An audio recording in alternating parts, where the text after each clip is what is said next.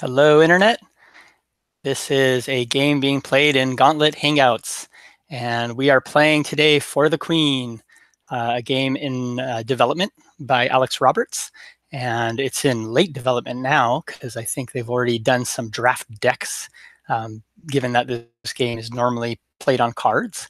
And it should be available pretty soon. If you are watching this video on YouTube, then down below in the little chat area, I will probably put a description of the game, and there will be a link to either where you can get it, or I think right now there's a link to like a email list that you can sign up for. So before we start, I will go around our table here, and we will all introduce ourselves to you, the viewer at home. My name is Tomer, or Tomes. I use he, him pronouns, and all of us are Gauntlet members, so I don't think we have to say that. But if you want to say anything about yourself, feel free. I don't have anything too much to share today, but I will pass it over in our order of play. Hello, I'm second in the order of play. I'm V. I use she, her pronouns. I'm super excited to see this game that makes Tomes so excited. Hi, I'm Nix. I'm Leandro. I use he, him pronouns. I'm glad to be playing a Gauntlet game that's not past midnight. So thanks for that. And rather selfishly, I played this game before, but I will say now, believe the hype, because we've heard enough of the hype, but all that hype is kind of justified. We'll see in a bit anyway, but yeah, that's me.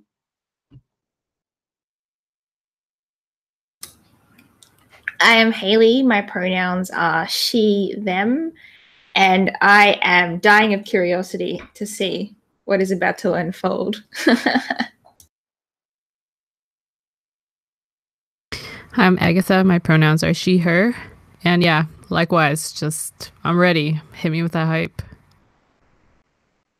All right, then without further ado, let's do this. We have some cards here. I have already told our friends here that we have a possible slow internet problem with that little computer that's showing the cards.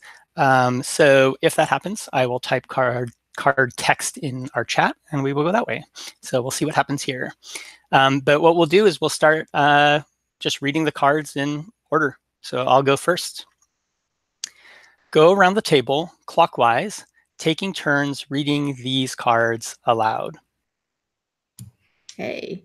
The land you live in has been at war for as long as any of you have been alive. The Queen has decided to undertake a long and perilous journey to broker an alliance with a distant power. The Queen has chosen all of you and no one else to be her retinue and accompany her on this journey. She chose you because she knows that you love her.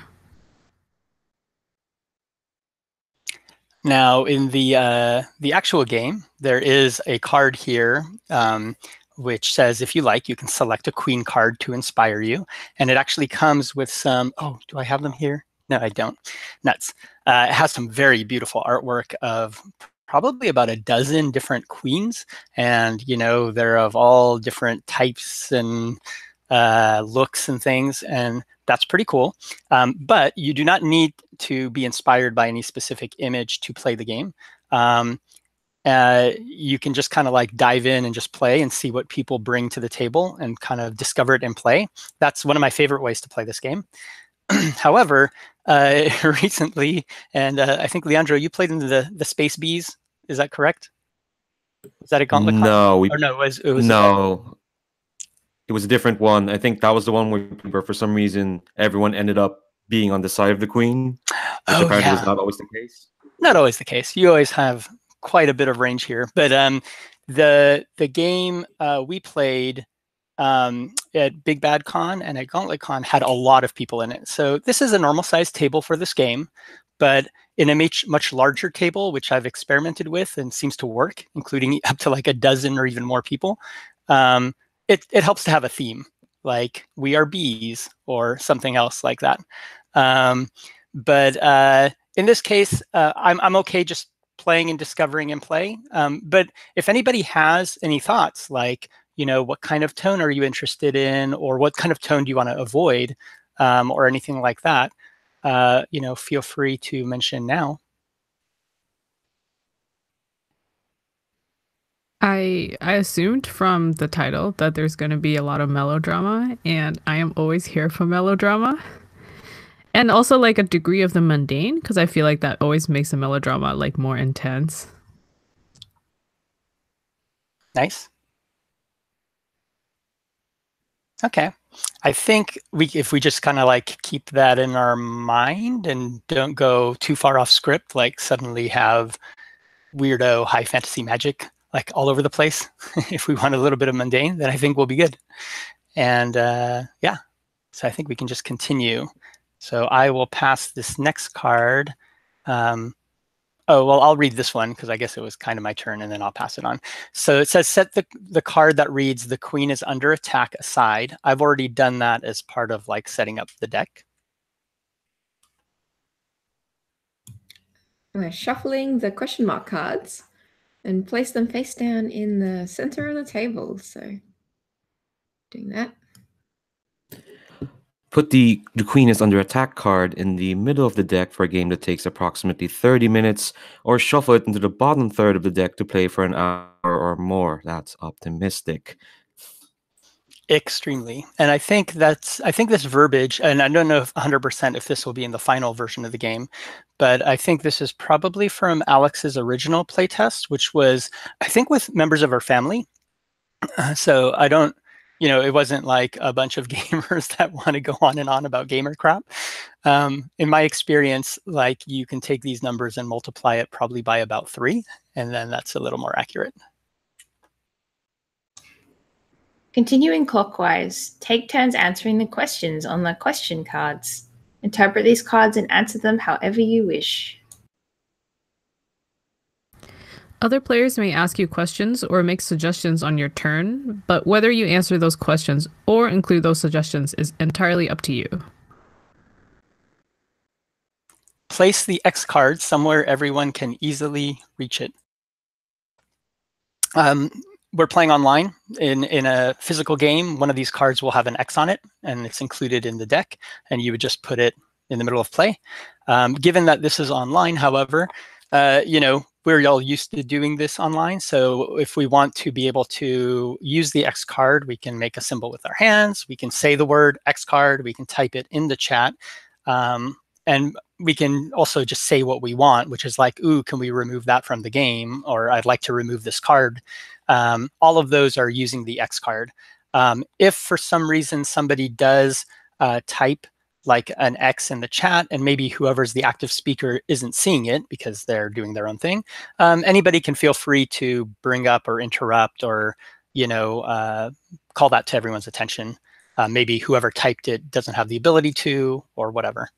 But the X card is very similar to the one you'll find out there in the internet. So you guys can type Google X card RPG and you will find information about it.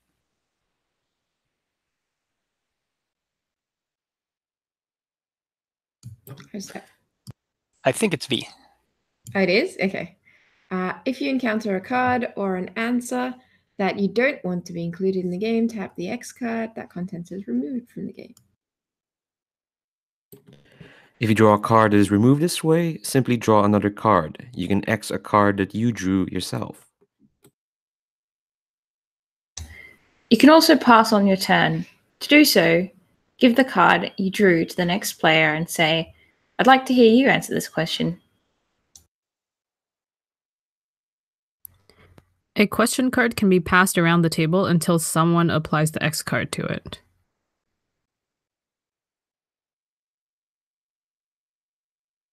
Oops, wrong. Continue answering, passing, and Xing questions until the Queen is under attack card is drawn. Each player should answer that question in turn, then the game is over. Whoever wants to can draw the first card. Well, I guess we already have an order for that. Oh yeah, whoever wants to, I guess. Would you like to start, Leandra? No, I think I'll pass it to the next person. Okay. And so, Haley, I'm going to have you draw the card. Now, again, just a reminder of the rules we just read. You can, I will ask that whoever draws the card reads it out loud, but that doesn't mean you have to answer the question. We saw that you can always X a question and then draw a new card for yourself, or you can always take that question and pass it to the next person in order and say, I'd like to see you answer that question, in which case they can do the same. They can exit, pass it, or answer the question. So I will draw this card for Haley, if you're ready. The queen is responsible for the death of someone you loved. Who? What happened? I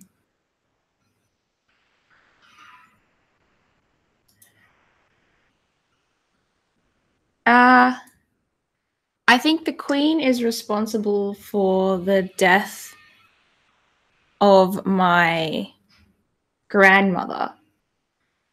And the reason is because as this war raged, the queen taxed the lands and my family didn't have enough to eat. And so as a result, while we tried to keep our bodies healthy, it wasn't enough. And my grandmother, who basically raised me, passed on. That sounds very rough. Did that happen a long time ago? Now, this is me asking a clarifying question. So out of game, this is what I'm doing. And we are all allowed to ask as many clarifying questions as we want at this point to Haley. So we can ask questions. We're not really stating things, but of course they could be leading questions. But, you know, as soon as we're done asking questions and there's kind of like this little bit of silence for a little bit, then probably what I'll do is just flip to the next card, and that's the cue for the next person that they can, you know, again, either answer that question or pass it or whatever. But my question to you is, how long ago did that happen? It happened long enough ago that I'm no longer a farm boy to whom every bowl of cereal is the greatest thing in the world. But it didn't happen so long ago that I don't wake up and see the sun rising and think that maybe as the world moves, my grandmother is somewhere there looking over me. And Haley, what name do you call out at dawn and dusk? And what prayers do you say? Like, what is her name, essentially? And when do you remember your grandmother? Her name is Silver, and she is of the tree, and whenever the trees sprout new leaves in spring, I think of her healthy and hale and walking over our lands and showing me how things should be done. And whenever the leaves fall, I think about her final days and her wasting away and me not being able to do anything about it. Do you resent the queen for this? Yes, and I'm not alone in my thoughts. Many of those who I grew up with feel a similar way. Does the queen know that you resent her? Absolutely not. I don't think she knows who my grandmother was. Why would somebody like that ever take her notice?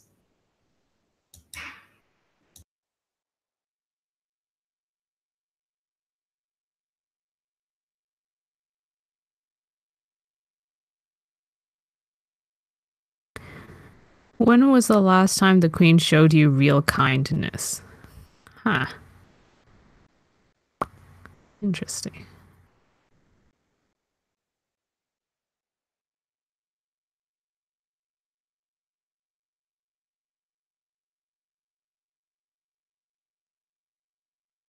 I think it was when my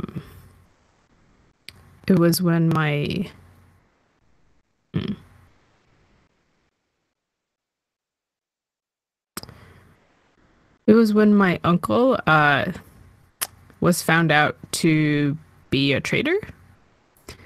And our whole family, like our whole extended family, not just my immediate family, were supposed to be killed because, there's a traitor in the family. And that is the law. But she spared me and my brother.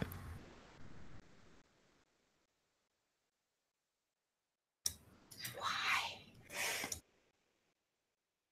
I'm not sure. She said that it was because she just came to power, so there needs to be mercy. But I don't know why it was just my brother and I. Is your family important in the kingdom?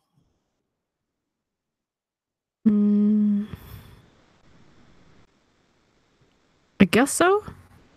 It was pretty powerful, but I don't know if that means that it's important to the kingdom. What did you promise yourself that day?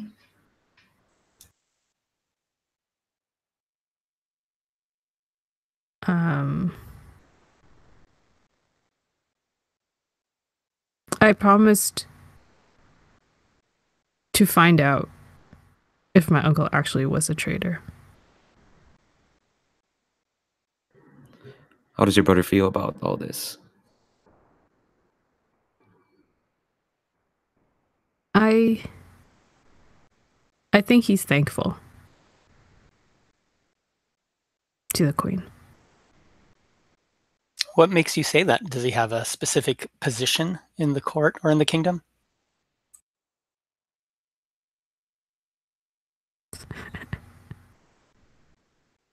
Okay, I don't know if this works in the game, but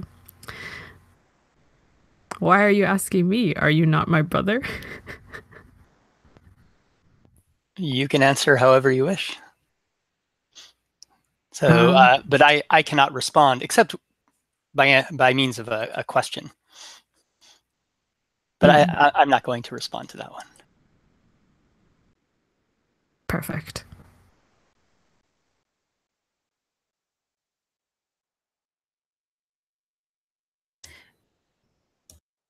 Oh, and if you have a question and I've moved the card too fast, feel free to speak up because I can always stop and go back. Haley, do you have a question? No, I'm good. I realized somebody already asked it. Okay. You saved the queen's life once. How? Well, my sister and I were adopted by the queen. It was a long time ago. My sister is a little bit older than me. I have very few memories of my own memories of that time. I mean, sure, I've heard her speak of her view of the situation, and I don't know if I agree with all aspects of that history. But for me, my memory is one where the queen she wasn't a mother exactly. I think she's too busy for that, and it's not like we are part of the family, but we were, brought into the household. I was given, tasks to do. I was even trained and given schooling so that I could learn, possibly one of different tasks. And much like some of the extended royalty, I won't say the very close royalty, but much of the extended royalty, I was given training in a wide variety of things to see what I could excel at. And so that way they could focus my training on one thing. And if there's one thing that I excelled very good at, it was a fight. And so I became very good at that. And they started to train me up, first as possibly a common soldier. And as time went on, I mean, I'm not general material or anything like that, but I became very aware of my surroundings. And I was able to show that in one situation where there was someone I had seen in the court, which was acting a bit suspicious. I mean, our court's very large. There are a lot of people who come and go from different places and kingdoms and tribes and all sorts of things, right? All over the world. And, there was someone I was very suspicious of, and I kept my eye on them. And it turned out that they were an assassin. And I was able to save the queen indirectly. It's not me who took them down, but it was by my wit and by my eyes that her plans for assassination were not unnoticed. And so I think since that time, the queen has trusted me. And in fact, that's why I am here today on this retinue. Who sent the assassin? It was one of our close neighboring kingdoms. In fact, it's such a close kingdom. I think many other nations out there don't even consider us separate peoples, right? When they call us by a name, they assume that we and they are the same. But if you look at the history, they're a different family and they had different lands. And now it's all kind of under the purview of the queen and her family. That land is now, a duchy, right? As opposed to its own separate kingdom. But I think it was a play for power. They wanted to possibly restore their family name. And they had, what they said was a claim to the throne. I don't know that much about such things, though. Of the things that you do know, on your place here on the retinue, what are you carrying that makes us all understand your role? Oh, it's not just what I'm carrying, but what I wear. I wear a suit of, I'll say the word armor, but armor is, it's very tanned and hardened leather from one of our local breeds of.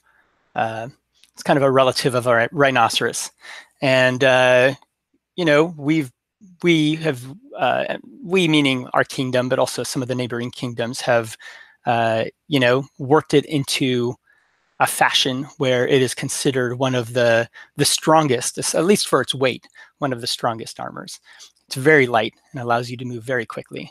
And if there's anything you know about me, if you've seen me practice or even just walk around, you'll know that I am light on my toes and I am agile. And other than that, yeah, I carry 2 long knives. I carry a bow. I normally don't walk around the palace with a bow or anything like that, but this is a journey. So you need to be prepared for such things.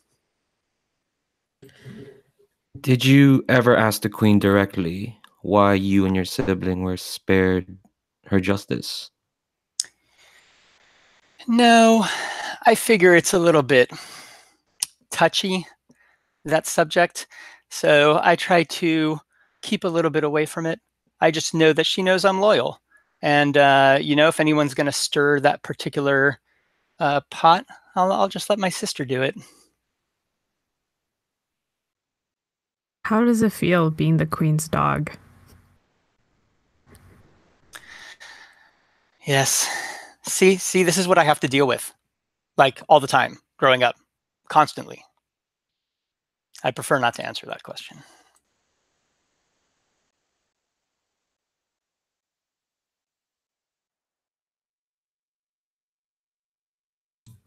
What are some others at the royal court? Why are some others at the royal court jealous of your relationship with the queen? Oh, this is perfect. This is going the direction I wanted. Of course, others are jealous of my relationship with the queen. I gave her that title.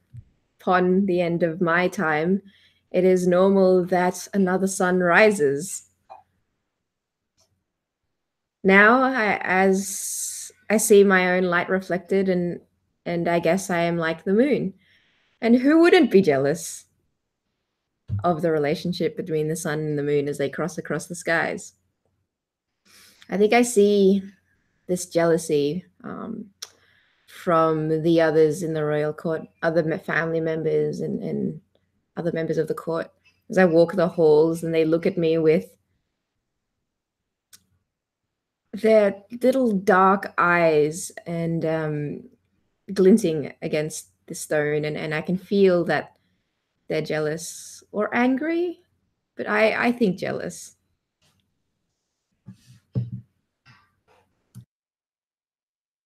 Are you related to the queen? It was many summers ago now that I gave birth to her. And let me tell you, when she first came out crying and pink and small, she was only half of what she was today.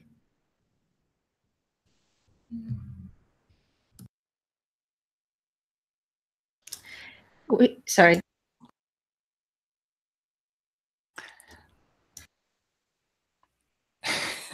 I will ask a question then. How much the queen, your daughter, how much of her power is obviously hers? What controls do you still play in the kingdom?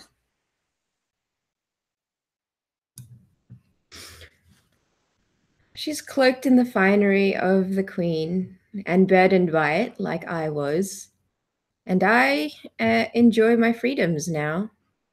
But also, I counsel her in the quiet of our own chambers, and in this case, tent on this journey.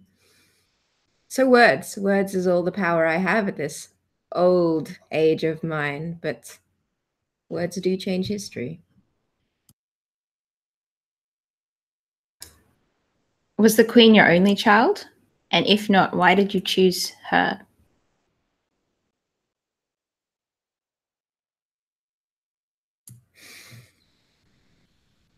The queen is my only child. And I chose her because as she was born, you know, she was the firstborn woman, and that is all I needed.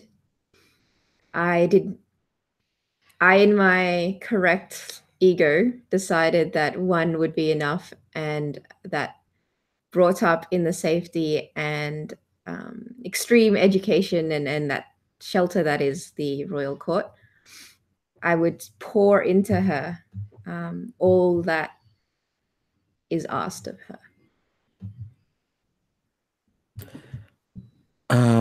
What was the state of the kingdom you gave her? It was beautiful. It was a crown jewel. It was a consolidated base of power of the land surrounding it. I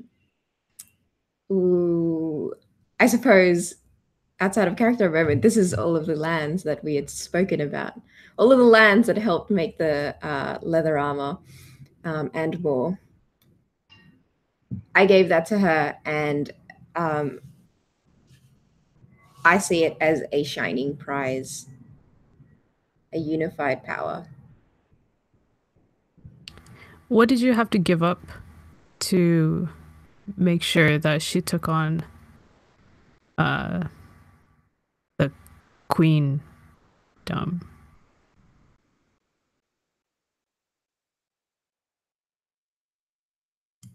I think I had to give the best years of my life.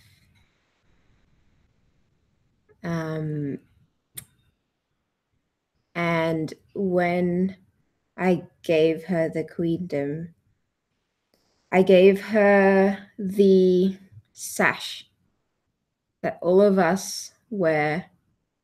Red and white is the color of that sash, trimmed in gold. And that is what I lifted from my body and cradle and laid upon her shoulders when I was old enough that words were my power.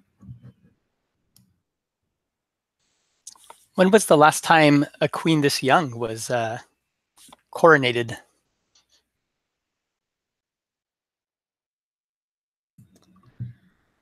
I've always liked being the first and setting new things during my reign, and crowding a young king seemed like it was something I also wanted to do to highlight how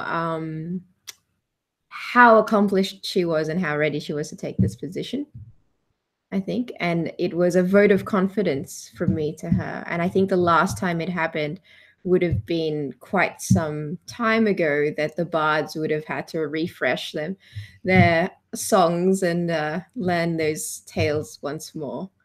I think ordinarily you would wait until an older time, but there was unrest. It was, in my mind, it was time.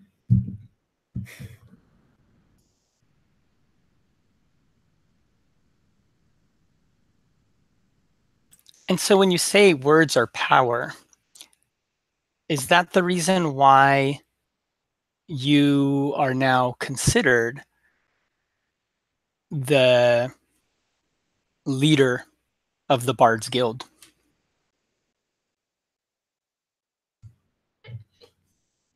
Yeah, I think that's where I found my comfort and my pleasures in later life. And I mean, an ex-queen can't just be a member of a Bards Guild.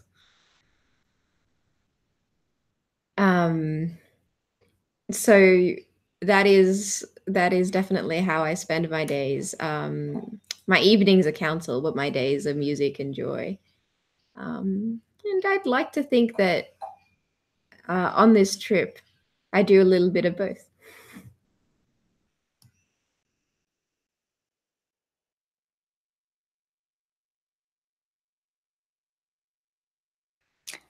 I'm going to see if the card is working.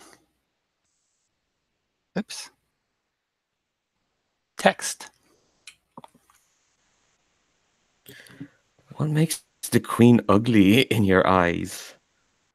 Oh, that's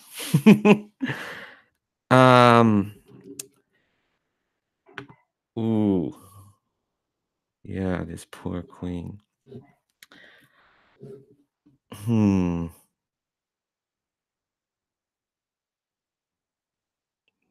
I think I kind of want to X this card. I don't know if I want this question answered. Yeah, and again, just to remind everybody the options. One is Leandro can X this card and he gets another card, and you would just use that as if it was your card. You can always pass it as well, so don't forget that. And I'm not telling you to do that in this case, but for example, sometimes the question that comes up, you think that might be really appropriate for the next player down the track, so you might pass that, which they can do what they will with. But yeah, let's X this and get the next one. What do you do to disappoint the queen on this journey? Oh, man. Okay. All right. I think what I do is that I don't do my job very well because I'm not of this kingdom. In fact, I I'm an envoy of this kingdom we are all journeying towards. I'm here basically as both envoy, ambassador, and in some ways hostage to make sure that this journey to broker an alliance goes well. And I think the queen is disappointed in the fact that I am performing my role too well as a hostage. I answer no questions. I give no answers about my land, and I keep to myself. I mean, I obviously there will always be eyes on me. There's some here who probably don't trust me for good reason, and I don't trust any of them for good reason. I think the success of this alliance hinges on kind of my well-being and my life, so to speak. And because this journey, these talks they're very important. Obviously, they're here to make sure that there's peace between our kingdoms, but I'm not helping that in any way by just keeping to myself.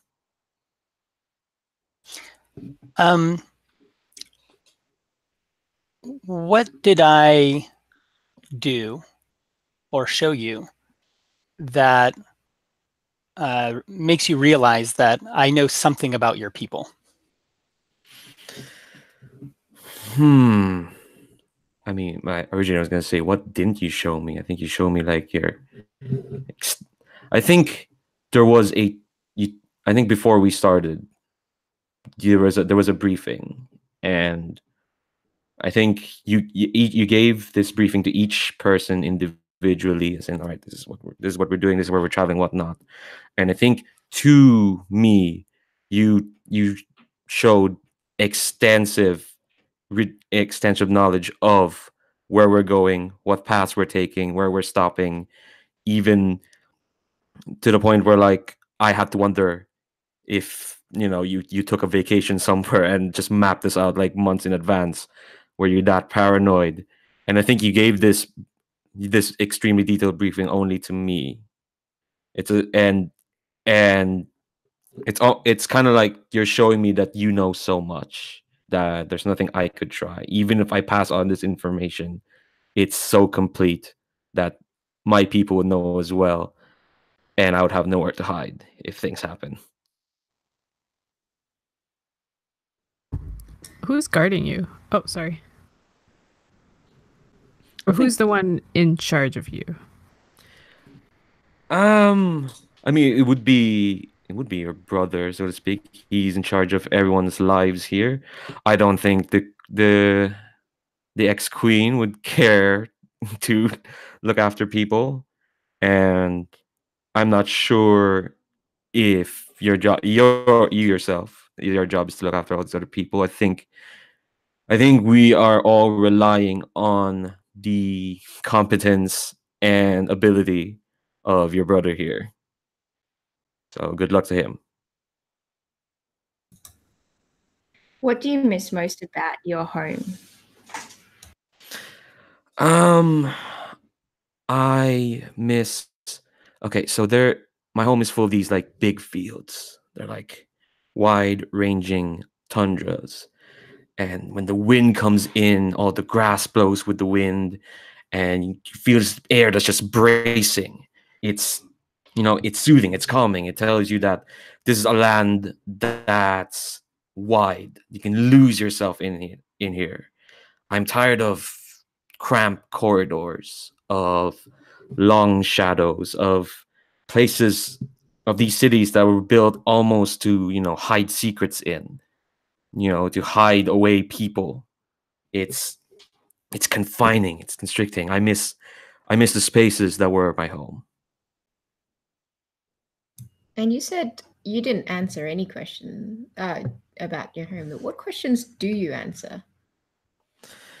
I tell them how our wine is better and how our our provisions would last longer because they're far more bracing and far more enticing, and it's just a bit more nourishing. That's it. It's like minutia, and it's almost always to put my land over because it's honestly kind of expected. There's no hostage just gonna admit that the hospitality he's given is better than the hospitality he's used to. How does it make you feel that when we're traveling on these planes, because we're starting to leave the big city, and sure, these are not your planes, but they are starting to remind you a little bit of them. How does it make you feel that that I am much more relaxed, and in fact, I look like like you, do not enjoy the cramped quarters and do enjoy being out there in the fields? Part of me is surprised because I very much thought you can never unclench in any way, and part of me is annoyed that I was never, and I'm blaming you for this, that I was never let out of the city to enjoy a bit of freedom, and part of me is just elated that we are finally getting out of what I was used to, well, what I didn't want to be used to, and going through, areas that I'm much more comfortable with. Which one of us do you know made an attempt on your life?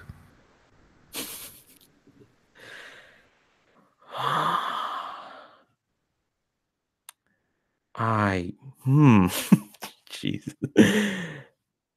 God.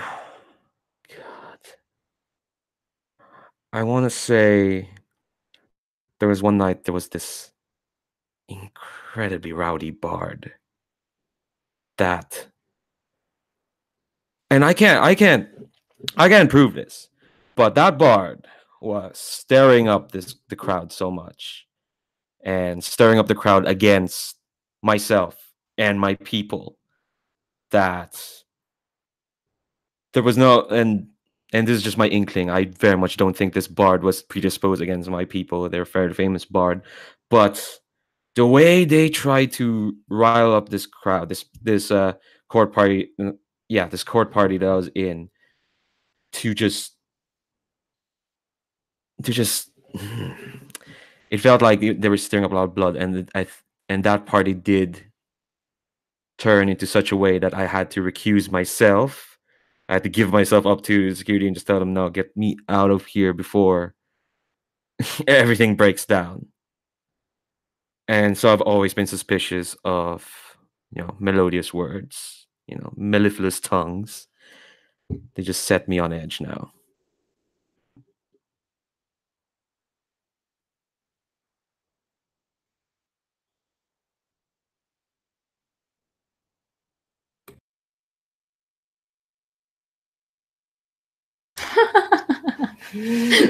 Repeats last answer. When did you know you would never forgive the queen, and why?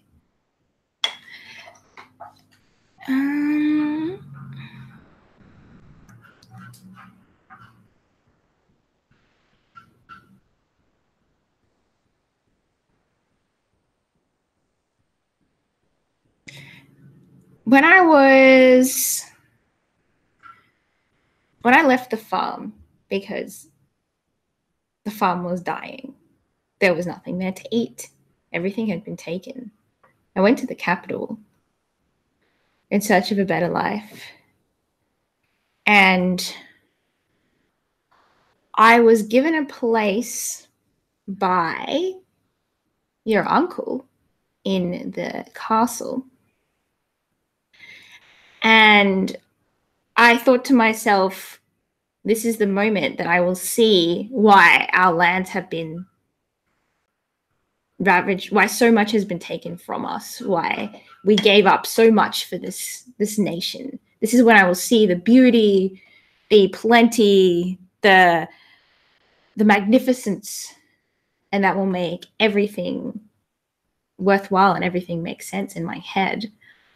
But when I started my work serving at the castle, I found that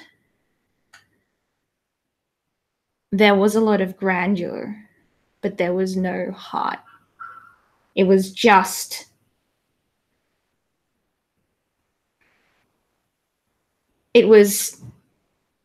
things that I could never have touched in my life were thrown away without a thought.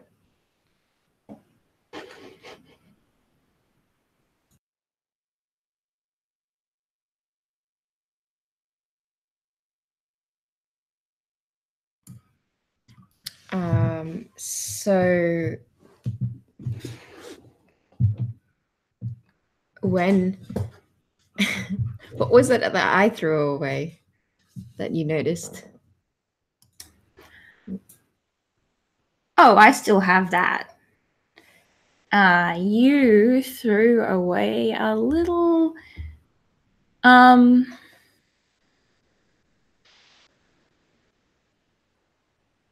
it's a little ball that tells you your future, but it only answers in cryptic messages.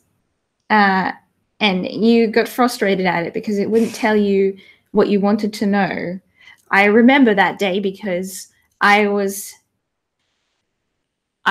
bringing you your third and fourth and fifth glass of wine as you tried to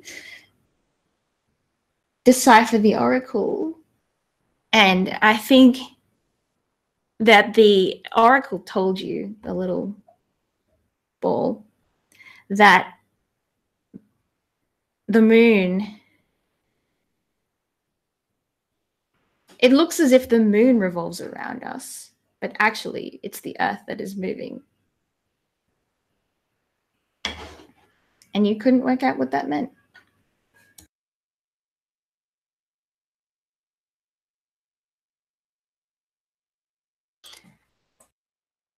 So if you were with my uncle's family and you saw the kind of opulence and waste that kind of comes with the territory, why are we still friends? Close friends.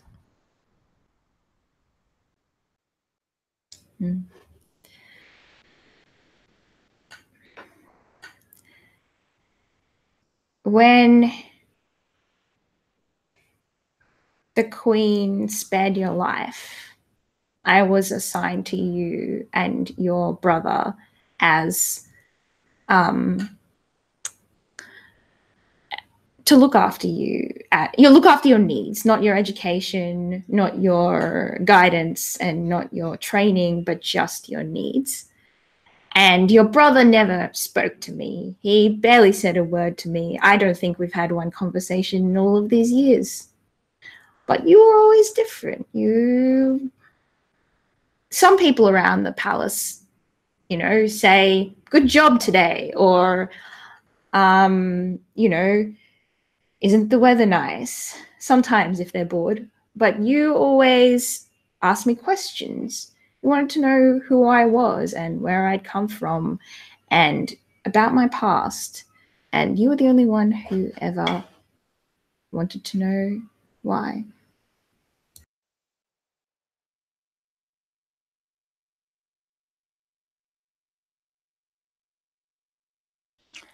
This bowl, do you carry it with you right now?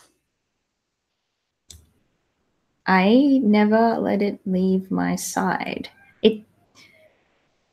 It is both a guiding pillar as I try to unravel its messages and my backup safety plan, because I'm sure that it must be worth more than I could imagine. Did you meet many who share your disgust? Not in the palace. However, before the death of your uncle, I was invited by him to a meeting, and I didn't understand the exact meaning of the big words that were being said by the people on the stage, but I understood the feeling and the tone of the crowd. And they were like me. They were angry people who had pressed down their sadness and their hunger in the hope of something better, and now they couldn't help as it was rising slowly to the surface. I will add, I don't know what happened to them, but something in me feels that they're still out there somewhere.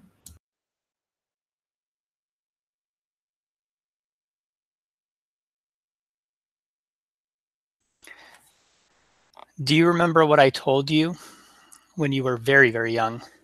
And I was very, very young. And why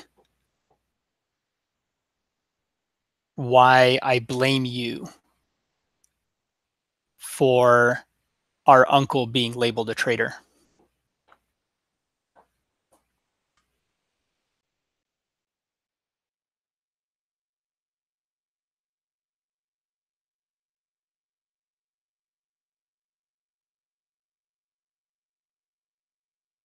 Yeah, you told me to take, I can't read, but you told me to take this paper and hide it. You didn't know why, but you knew that people were looking for it. And I didn't.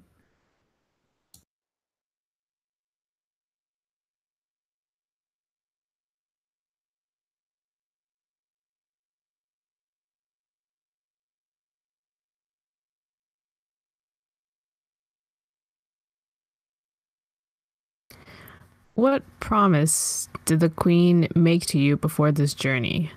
Do you think she'll keep it?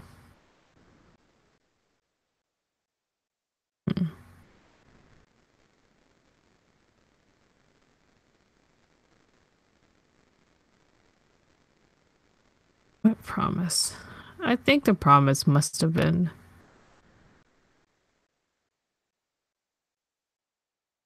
that yeah, it was very strange. She drew me to her room, her, I don't know, office, reception area, room, receiving chamber, and this has never happened before. She does not trust me the way that she trusts my brother. I think. I don't think she thinks that I can do anything, really. Don't hold much power, but it was strange. I think I was pretty nervous about it. I don't enjoy being in her presence. And she told me that if I could carry out what she wants me to do for this journey, she will restore my uncle's name and thus my family name. I don't think that she'll keep it. I don't think I'll survive at the end of this to see that she carries through with it. And there was no one else in the room to witness this promise. So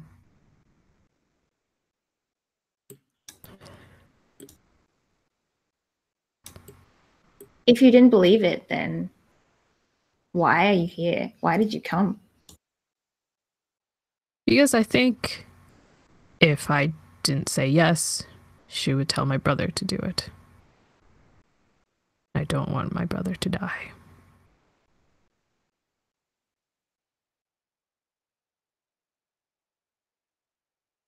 Have you told me anything about this promise? Or even hinted at it?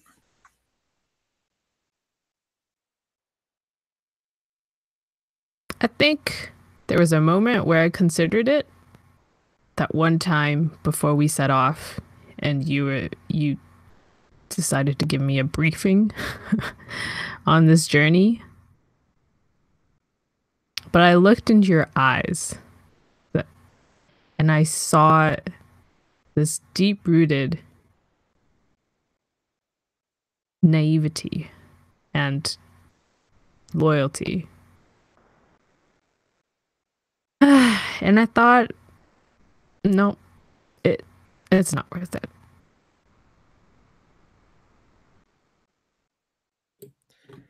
What service do you do or have done for the queen that would lead you to think why she made you this promise?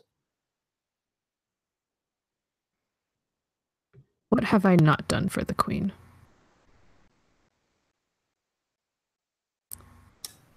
This she knows. Why do you think you won't survive the journey? It's a part of the plan.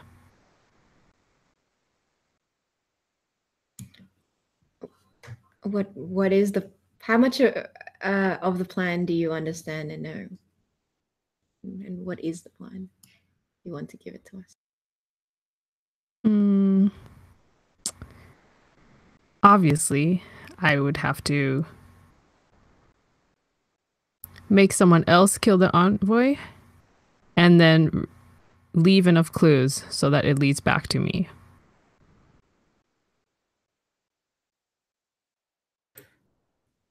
What do you think of the envoy then? Rather a fool.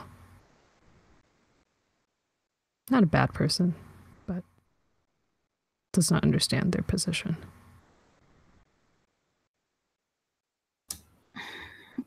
What did you always want to do but never have a chance?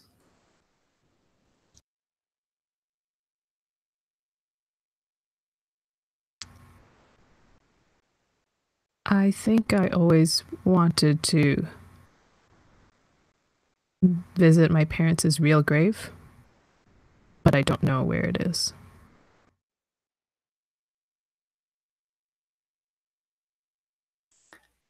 Do you know where that is?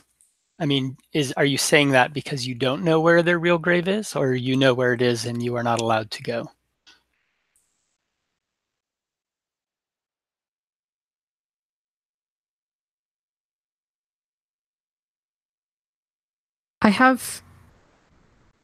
I'm pretty sure I have an idea of where it is.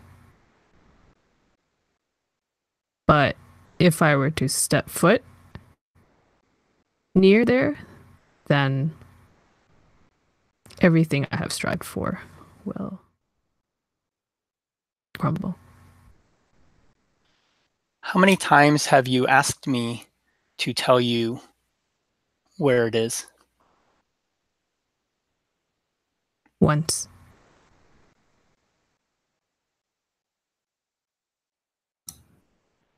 What did you task me to do during this journey in secret?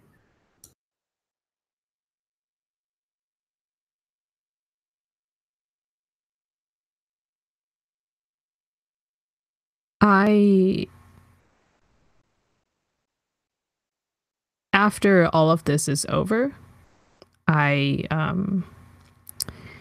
gave you our family crest. It's pretty worn at this point. I found it amongst just like a pile of things that were thrown into, I think, the royal treasury at some point. And I asked you to go to a specific location where there is, I believe, a rock that's underneath a specific tree that faces westward, and to place this there.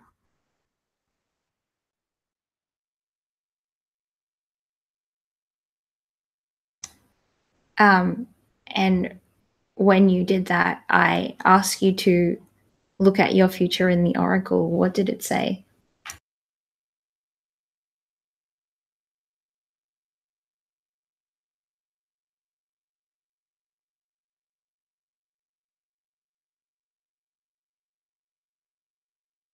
It said,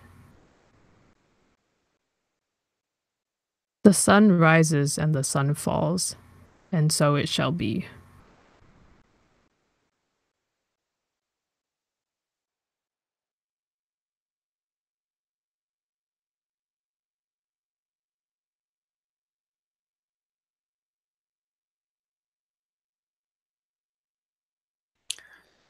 What do you usually do for the royal family? And why does that make you an unlikely choice for this journey?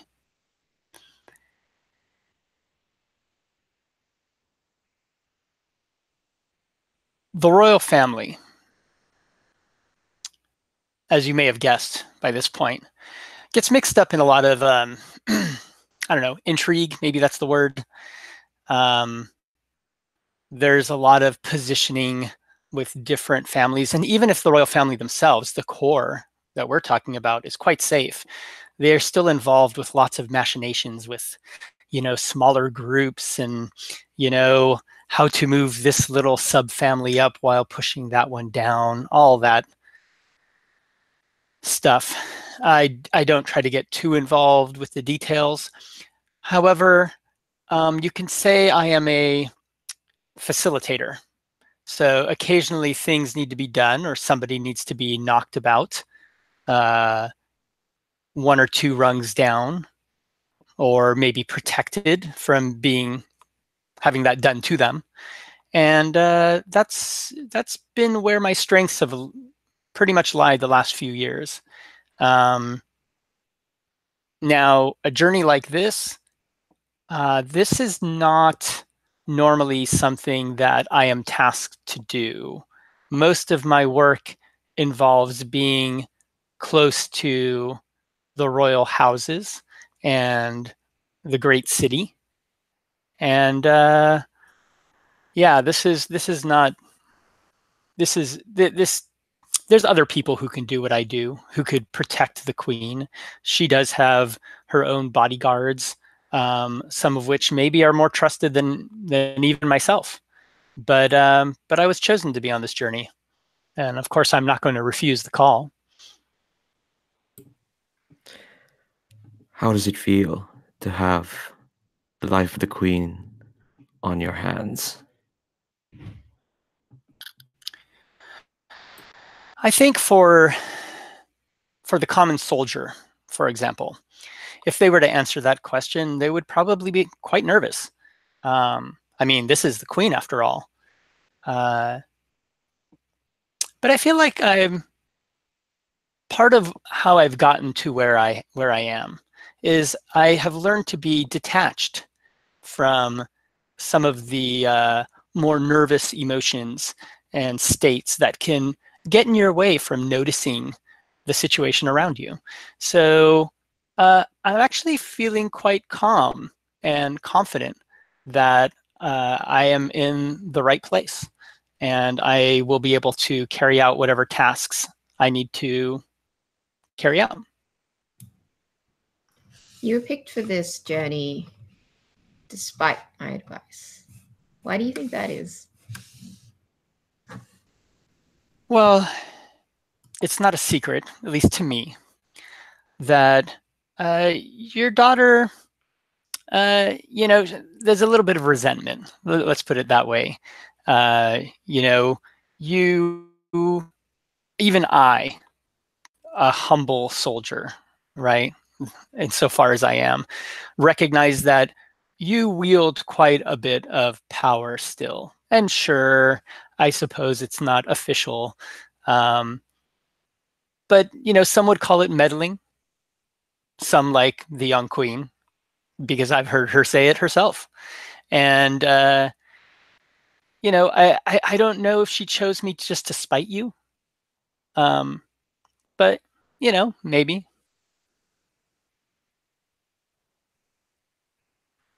Why do you think that I am on this journey? Do you know of what the queen has tasked me with? I don't know. I mean, you haven't asked me such a question directly, so I suppose I wouldn't answer you with an answer directly. But I will say that, you and I have been in the Queen's household for a long time. And yes, it is no secret that the royal family does not trust you. I think they make it known quite plainly, through slights and through jabs and such. But you still are given quite a bit of access within the royal grounds. It's not like they believe that, you will stab a royalty in their sleep or something like that, as I have certainly done many times, by direction of the queen, of course. But I think there's a bond. They see some bond between us. And I don't know exactly what the queen thinks. I believe that she believes that you and I care for each other, whatever outward appearances may belie. And I think she thinks having you here may influence me in some way and vice versa. And I don't know exactly what she plans to gain by that particular knowledge or that particular bond, but I think it's quite important to her. How do you feel about it? I think that's changed over the last 2 weeks or so as we've been traveling. In the beginning, of course, I gave you a a briefing, and it was quite cold. I think our interactions within the royal house and the city are always pretty cold. But you've probably seen me noticeably relax, much more so as we've been traveling. And again, I don't even remember, I don't recall the last time you and I were outside of the city together. I think even just this morning during breakfast, we had an interaction that somebody from the outside would probably go, oh, there seems to be some closeness there. I don't personally believe that to be the case. It was nothing more than handing you a bowl of the morning gruel. But, from the outsider, I think they would look at that and go, perhaps they are friends. So you consider yourself like an unlikely choice for this journey, but who among us do you think shouldn't be here at all? I've given it some thought. It's funny that you should bring that up. And honestly, I don't know that any of us should be here. I look around the circle, and I am very good at observing certain things. I have what I believe to be a very strong instinct around people and their personalities and their wiles. And yet, I can't figure out who to trust and who not to trust in this circle. And that worries me a lot. I usually do not have that problem. And yes, that includes the queen. How has she been different on this journey than usual in your eyes? Well, I think for her specifically, what makes me a little nervous is that she seems to be moving and making decisions based on emotion more so than usual. Like I said, I don't think I was the right person to bring along. I don't know what she plans to get with having my sibling here and why she's here. And all of you, it's just a strange assortment. And it makes me question, either she has some plans that are way above my pay grade, which is very possible. But usually she's not so hard to read and obtuse. This seems very, I don't know. It's hard to read. And I'm starting to have a little bit of doubt that she knows what she's getting into.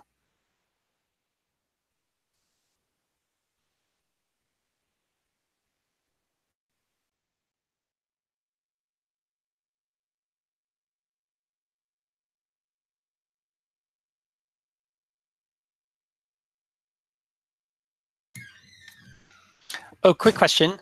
Yes. Do we need to take a little break? Does anybody want to take a little break? Should we do like yes. a quick bio? So let's do like 5 minutes. Yeah. Perfect. All right, let's do it.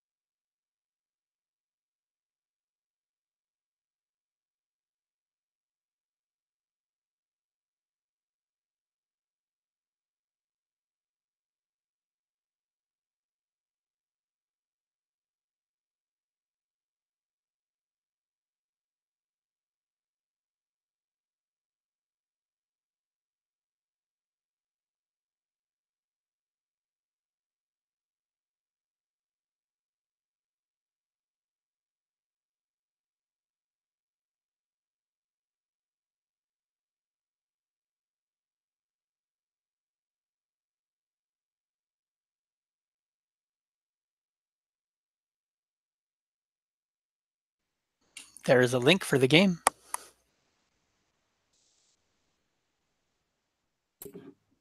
Oh, that's perfect timing. Mm-hmm. And you can see one of the picture that they have there is part of one of the queen cards. In fact, you know what? Hold on just one second. Let me see if I can. I think I know where those cards are. I'll be right back.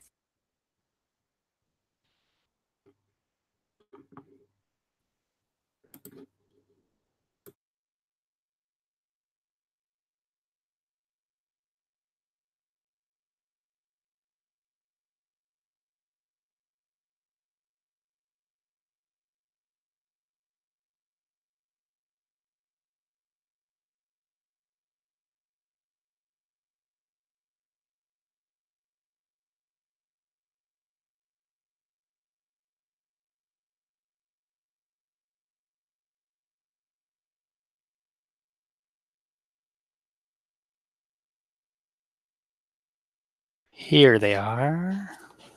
Hold on.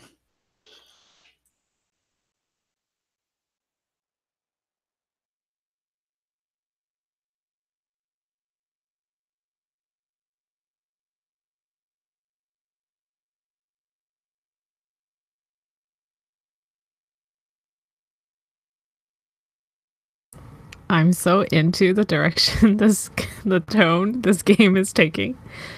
And I can't wait for your question answering, V. So check this out. These are the cards that they just sent, and they have like the questions on them, right? That was from Sean. Thank you, Sean. And then there's the cards with the questions, but then there's the instruction cards as well. Those are the ones we read in the beginning of the game. And one of the things that I like is the ones that talk about the setting, which is very little. There was like 5 of them, and it says, the queen is on a perilous journey, broker an alliance, yada, yada, yada, like those cards. Those ones on the bottom, it actually says, place this in the center of the table. So you can kind of leave those as a reference, which I thought was clever. There's also this kind of cheat sheet card, which shows like, these are all the instructions, like one after another. So you don't have to carry all those with you if you don't want to. Comes with a beautiful X card. And these are the queen cards. And so this is part of the image of the one that they're showing you on that website right there. But they're just fantastic. They're just like all these different styles of just amazingly cool queens, which I love, And so there's like a whole series of them, right? I mean, there's some pretty cool cards. But, and one of them, let me see, there's this one, which is, that's like the back that they use as well.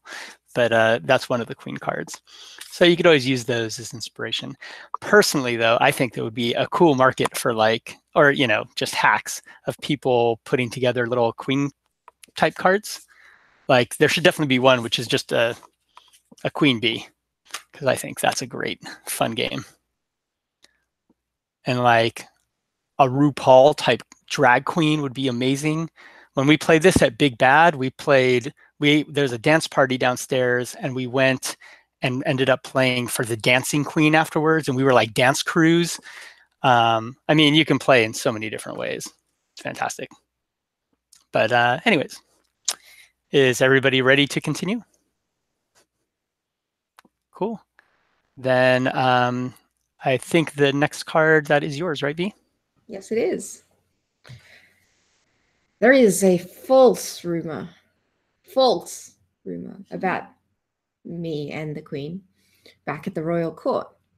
What is it? How did it start? Well, they say the sash is heaven and blood, and white of the heavens and red of the blood, and only one of those is true in our case. And I think the rumor is that she's not my real daughter.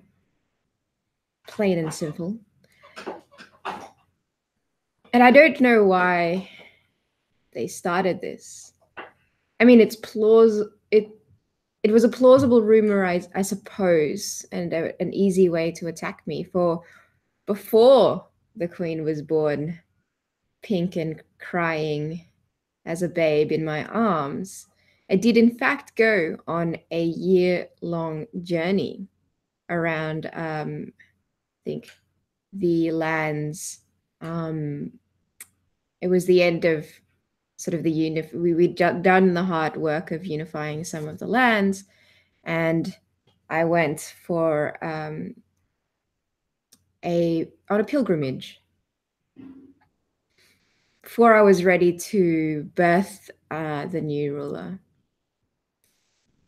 And so I suppose that's why they say these things, and I'm still not sure how it started and who it was that started this false rumor, but it's all untrue.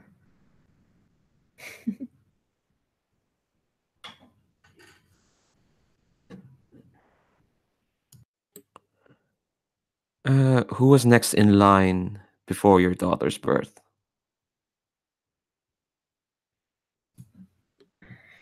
I think it would have been expected that I would have children. I was far too busy to have children for some time, though. And while I was childless, next in line would have been my sister. We don't. Well, she lives in, she's part of the royal court, and I see her often. I don't think she would have started this. I don't think she wanted to be queen.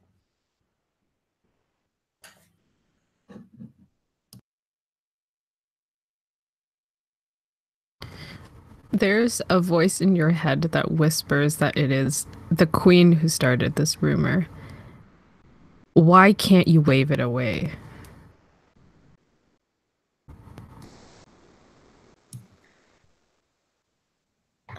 I should have that merchant acquire executed one who sold me the oracle in the first place. For when it was in my possession, it spoke to me whispers and showed me unhelpful images, and it was one day that it showed me the clearest picture it ever showed me was the future in which she repeated those words into an ear, someone's ear. And that plays itself in my head often and makes me angry. Have you noticed that the farm boy carries around this oracle? I don't think so. No, I haven't. I threw it into an empty wine cup at the end of a night and bid it far, far away from my person. And it listened to me, like many people do.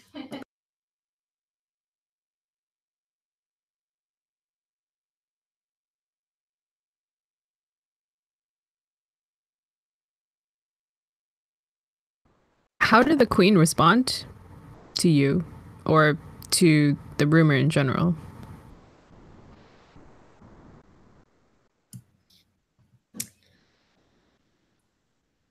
She was neither defending it nor allowing it be said around her.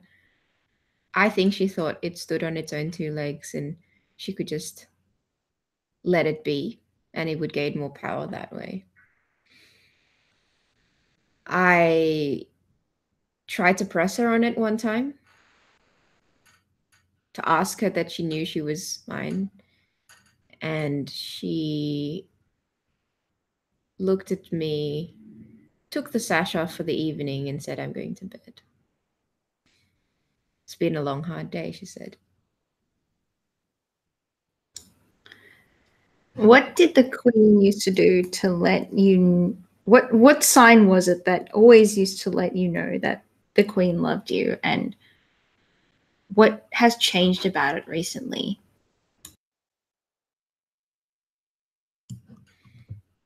I think before the evenings tend to council, we've always spent our evenings together. And I know she truly loves me because she is my child, and I can see that in her. And I sympathize because I know that she loves me, but she doesn't love the sash. And the burden is heavy on her shoulders like it was for me. And I think that quiet moment before bed for both of us, that is solidarity. That is a burden no one else in this kingdom will ever know. And lately, we don't speak of the us in the picture, and we speak of the sash in the picture. Maybe we're just getting old and tired. And maybe that's why we're on this journey.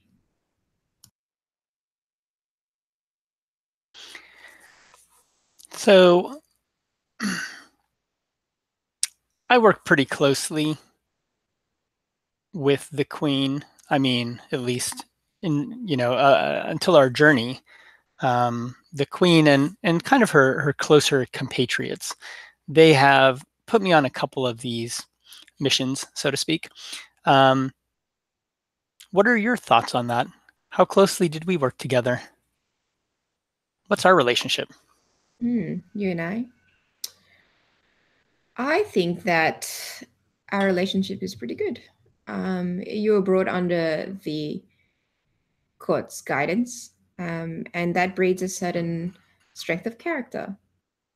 And I can see that you were truly adrift in the ocean for whatever reason, and you found a port, and now you won't leave because it's a place where you can hang your loyalties. And so I think I have jobs for you to do here and there, and you've completed them acceptably well. So I am happy with your service to me and my own. And what about the last few days makes you nervous about those prior thoughts about our relationship? I think that it was the reason I didn't want you on this trip is that, in fact, I feel like you are a bit too close to the Queen. And I think that I want her to be a bit emotional on this trip, and you might be the only person who could bring her back from that. So I didn't want you on this trip, even though I know you're capable. Does that answer the question?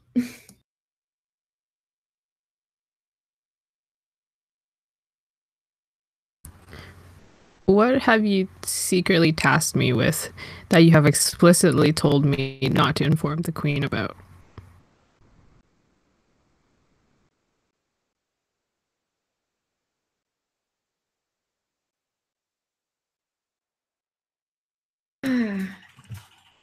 So much intrigue. So, of course, she thinks that you would be in her pocket. Or maybe she thinks you're her ticket out of this situation. Let me be clear here. We are going to broker an alliance in the most traditional way possible, and we're going to marry another royal family.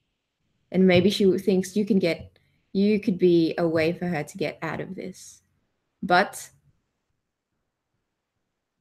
you work for me. And I will not promise you things like restoring your name. I promise you things like power and creating a new name for yourself. Why would you want to tarnish your name with a traitor's name when you could take on so much more than that? And so I've tasked you with double crossing, telling me what she plans to do so that we can stay one step ahead and make sure that this alliance is brokered and this war will end. And I will do my part, and you will do your part in that as well.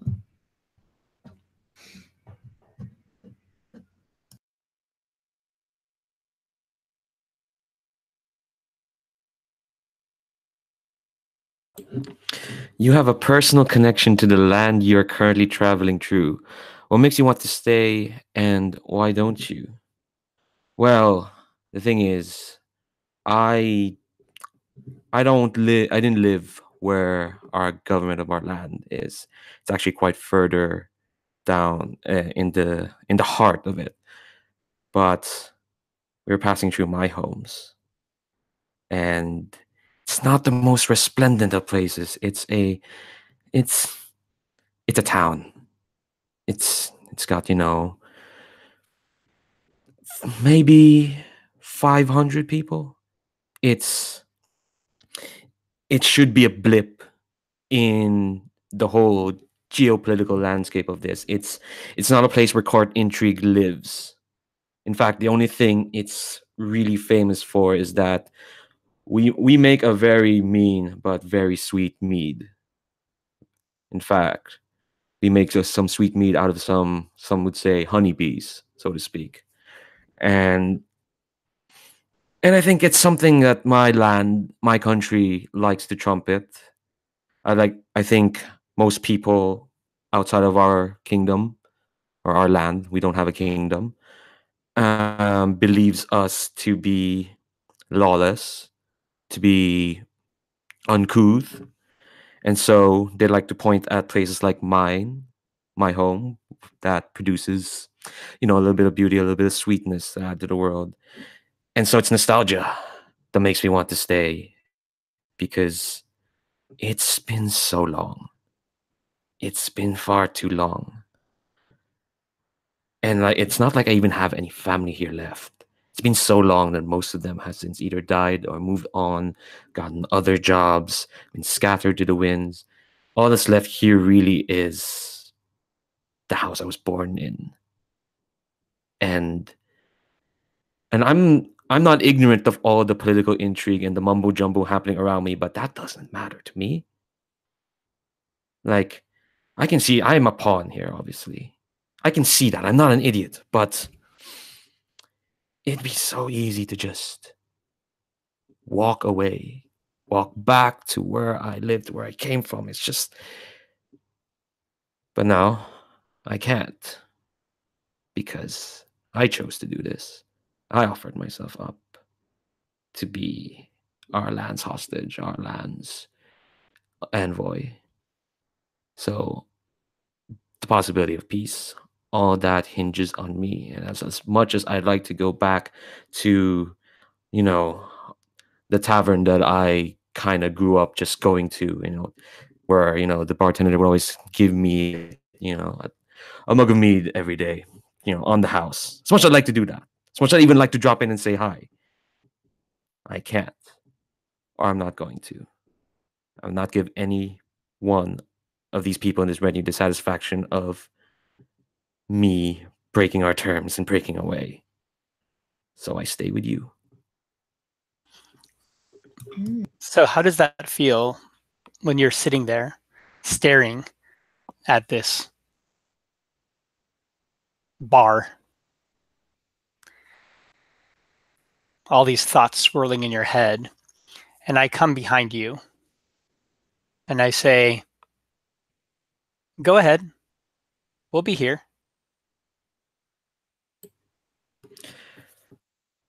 I look at you and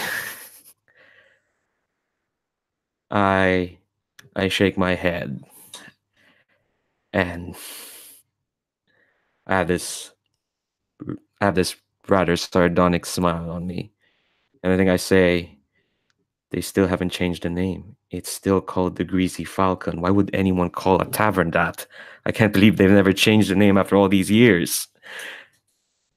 And I think I'll go in. Because somehow after all these years, it's still that damn stinky Greasy Falcon. I'm not going to say no to that. And what do you think of the fact that, I watch you go in and then I turn and I walk back to the retinue in the place where we're staying, which is not right next door. I'm not watching you. How does that make you feel?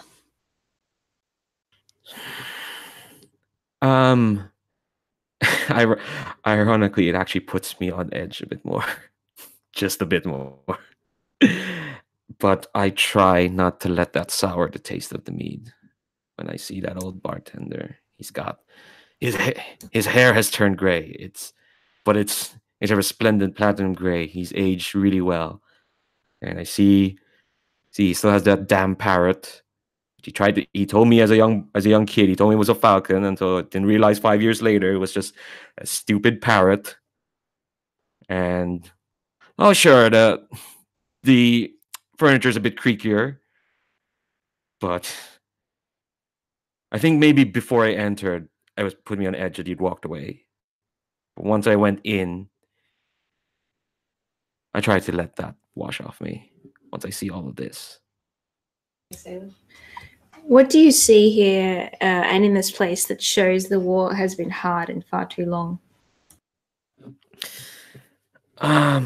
there's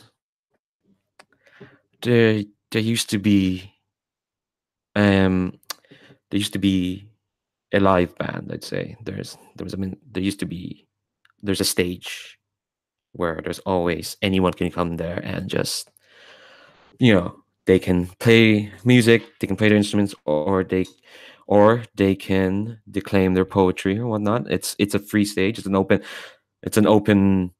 I can't say mic. There's no mics in this world, but you know what I mean. But yeah, it's never failed to be. There was always someone there.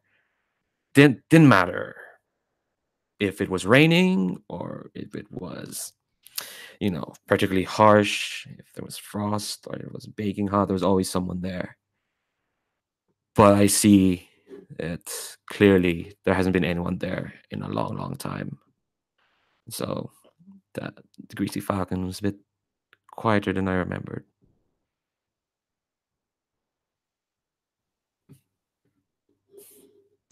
What do you bring us to show us what your lands are like at the break of day? There's a part of me that wants to keep all this for myself. Part of me that's the part that's always refused to open myself up to you. Not just you yourself, but everyone else here. This is my world. This is my people. Like I don't want to give this away. I want to keep it for myself to remind myself of who I was, where I came from. But I do miss that mead. So I think I come back to the retinue with 2 bottles, one for myself, and one I give to. I guess we don't have names. I to the one who's in charge of keeping us safe. And I say, you do not find finer liquids anywhere else in this world, and I can vouch for that.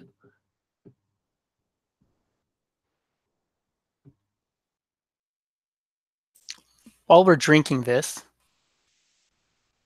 moment of calm and this moment where maybe the tension is not quite as thick.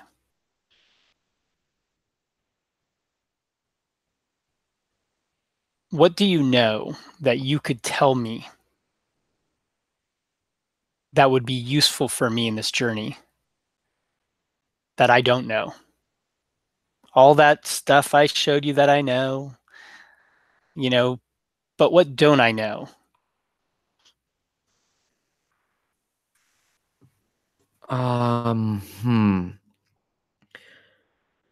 I think I tell you of what would I tell you?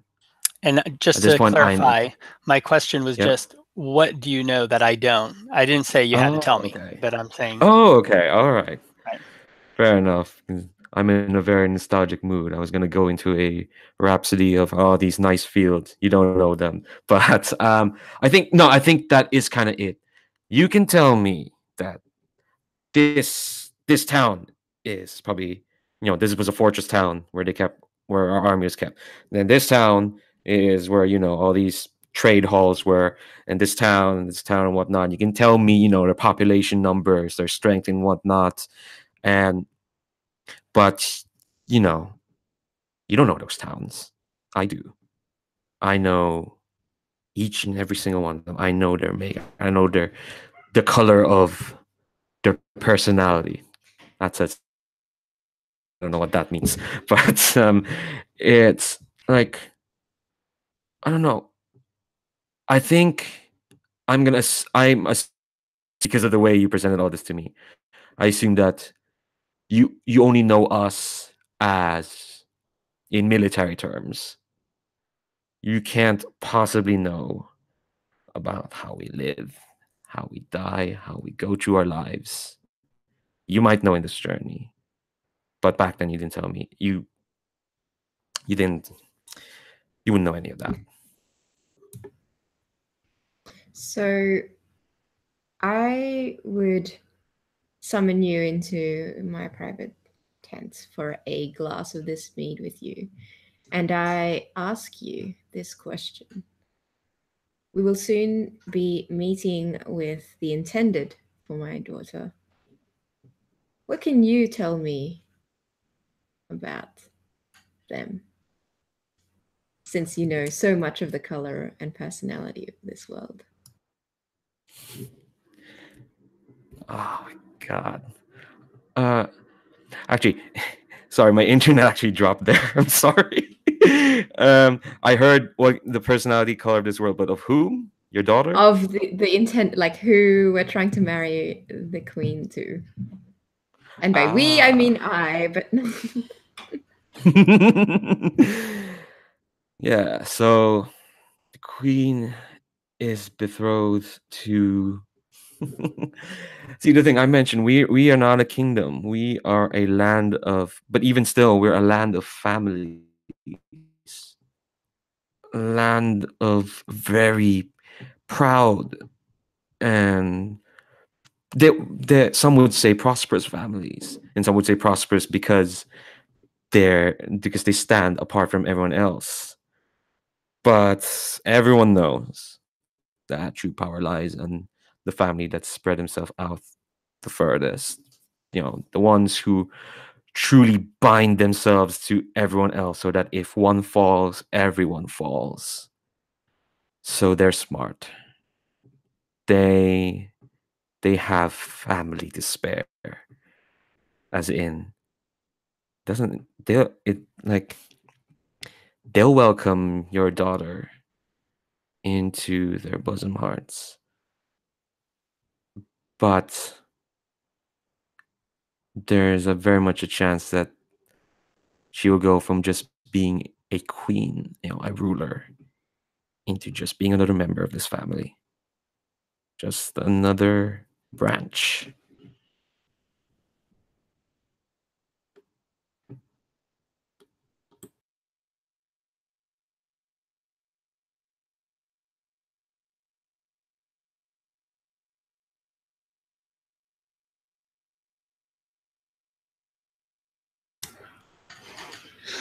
A very grim point of view, apparently. What brings out the queen's cruelty?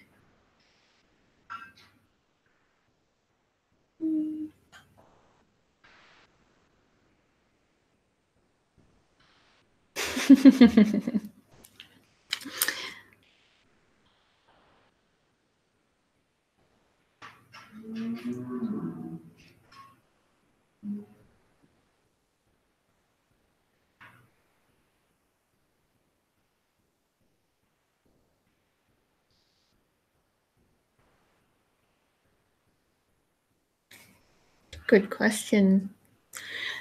So, I think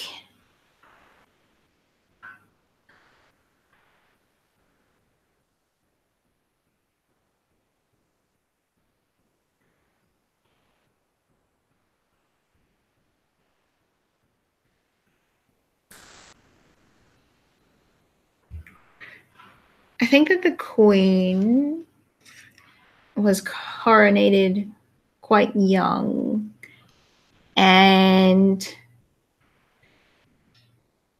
as we know, in the evenings has spent a lot of time with her mother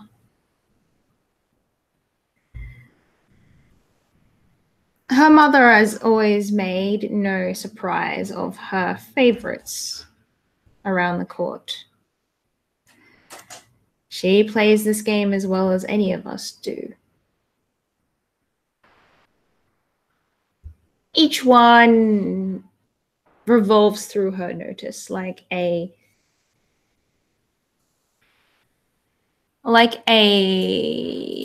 firefly lighting up in someone's hands before they close and it's permanently snuffed out to sleep. Why is it that each shining star in the eyes of the Queen's mother so quickly seems to fade from the view of the court forever?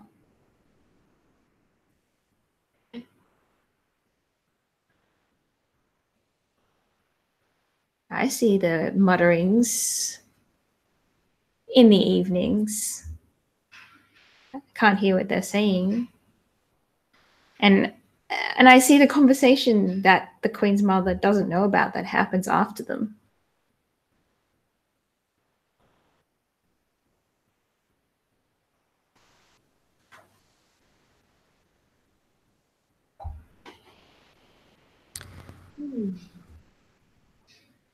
So, why were you spared? You who were once in the regent mother's eyes.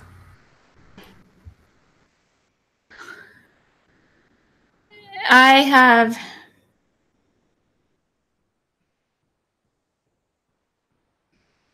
never been one to enjoy favor. It sits uneasily upon me like a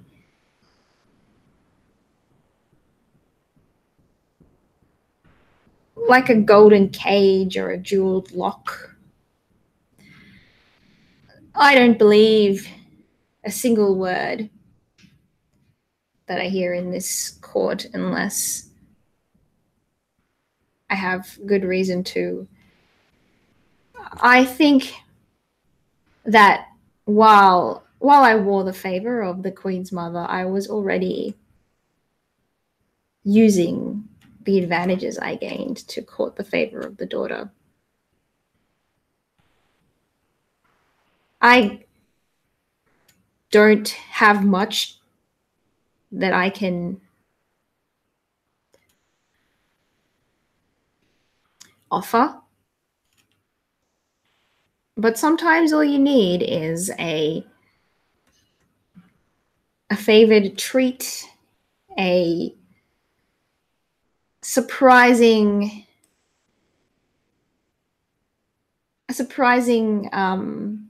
smell on the linen when you wake up in the morning, and a few that would be good too, but and a few important pieces of information as to the activities of a certain pair of siblings.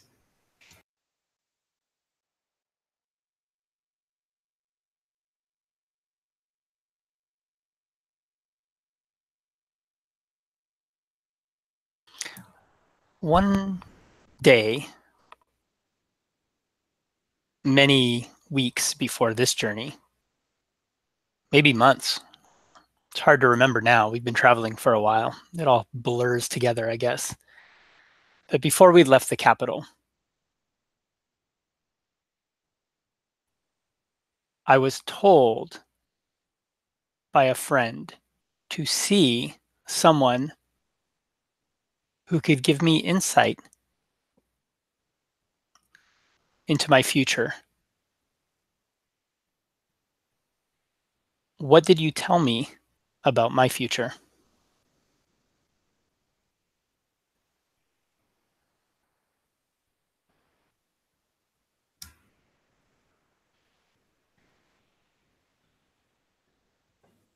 I think that I did not let you read the oracle yourself, as I usually do.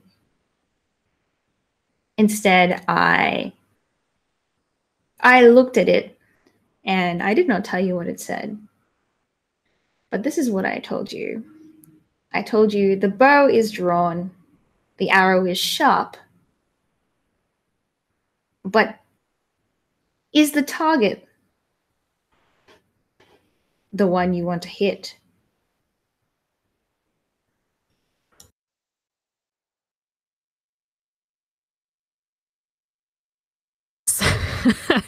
No, that was great.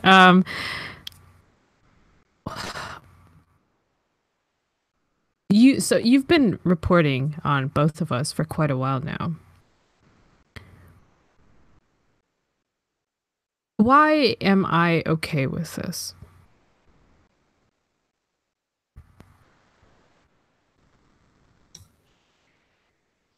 Because you tell me what to say about you. When we were much younger than we are now, there was a time that I followed you everywhere. I went everywhere with you, every place, every moment I was there at the door waiting for you to finish your conversation or your lesson or whatever it was. And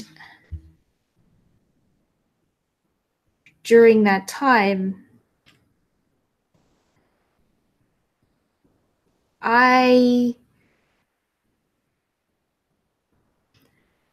fell in love with you.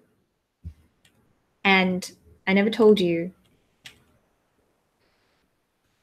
But I think you knew.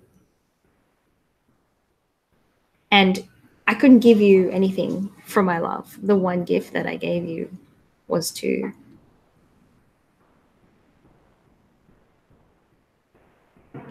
hold my loyalty to you steady when there is no one else on this journey or in this world that I would not turn in for a piece of bread if I was hungry.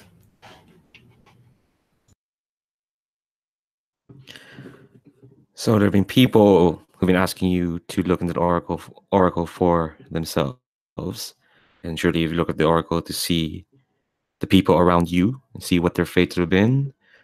But what about yourself? What do you see in the oracle? What does the oracle say about you? I have never looked into the oracle myself. I was not born ready to know my future. I believe no man should have to know his fate.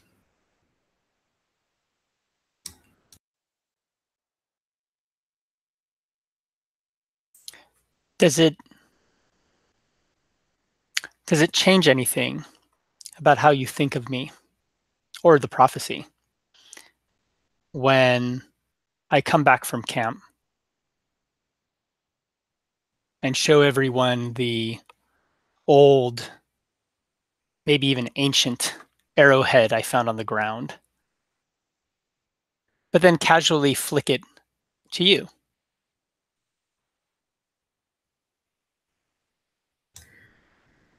Oh, it changes what I think about the true prophecy that I read in the oracle. Indeed, it does.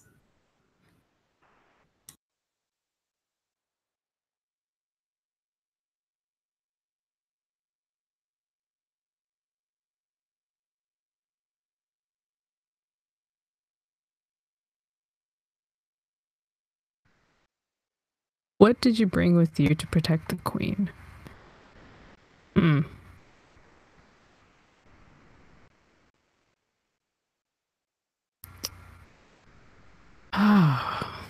This question is so interesting in the light of everything that has been revealed. Okay, I'm just gonna verbally process for a moment. Ooh, okay, the queen told me to do something to.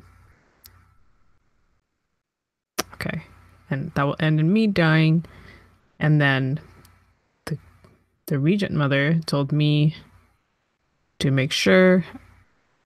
Okay, that she will successfully marry. What did I bring with me to protect the queen?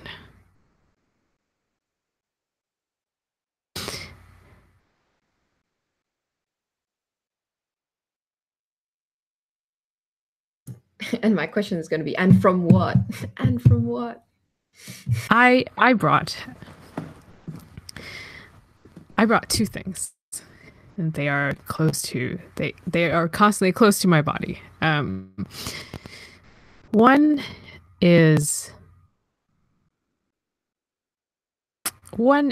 a vial of blood that, if placed in the proper container, will will ensure or will show whether the owner of that blood is of royalty or not. The other thing that I brought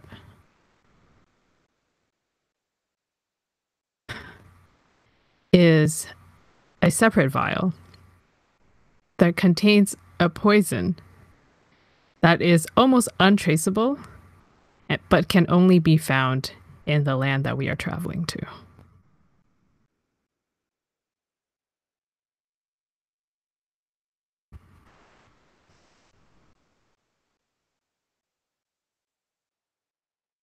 What sorts of situation would force you to use one of these?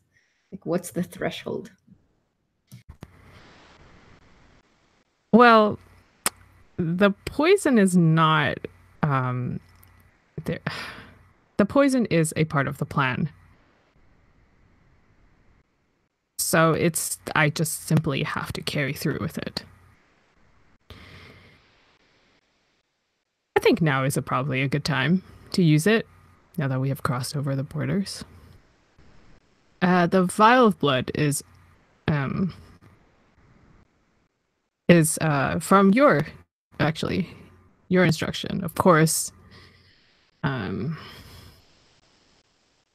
it's both, I assume it is both an insurance against anyone who may choose to use that rumor against the queen. Some kind of political rival, perhaps. Maybe even this part of the duchy. They may say, oh, we've refused to marry, only into the royal family. But it's also a way, it's also a leash, because it ties her to you.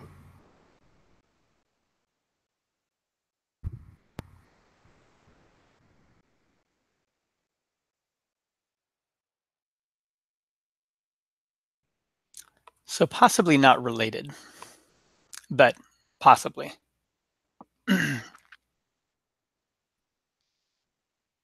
You know that even recently, back at the royal court, but even before then, for a while now, there have been times when you've caught me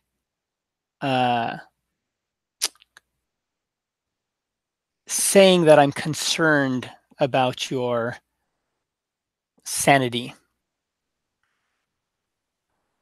Have you approached me about that?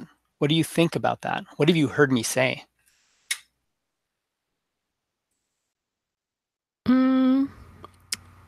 It's pretty interesting. I would find you, every time you would say that, it appears to be that you are drunk. But for some reason, I've caught you in that specific situation saying those particular words quite a few times. And you're not stupid, and I'm not stupid. So clearly, you intended for me to hear that. Why you decided to do that, I don't know if I particularly am concerned with. I think one time when this happened, the queen was present as well. As I was coming back from one of the tasks that she told me to carry out. She was there, and after what you said, she looked at me. And that's when I knew I didn't need to ask you.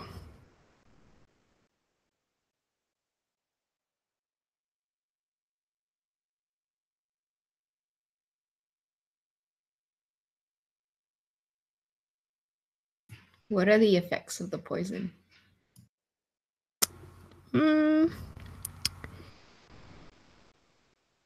Fever, dehydration,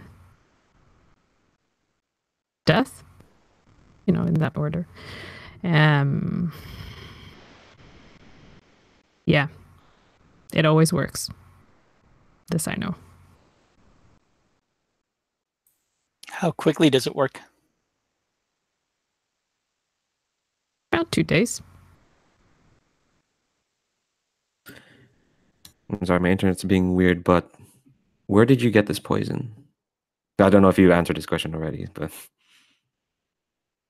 I got it from your homeland. Could you be more specific?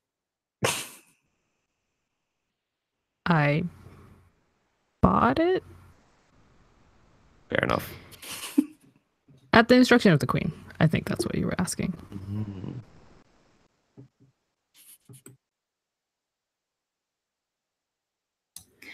Most of the time,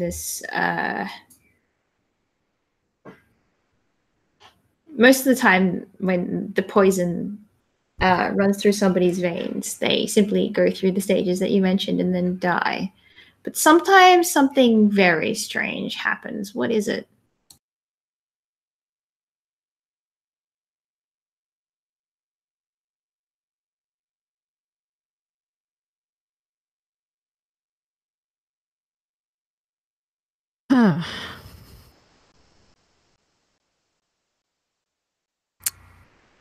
Well, what sometimes happens is that they die prematurely, but there's a medical term for it that I have never bothered to find out. It is that they go into a state where their heart has stopped beating and they have stopped breathing. But after maybe a day or two, the symptoms would return and they would continue to live, get dehydrated, and then die. It's only happened once before. But I think I figured out why that circumstance was. Or I have a pretty... I mean, I've never tried it out again, but I think I know how that happens.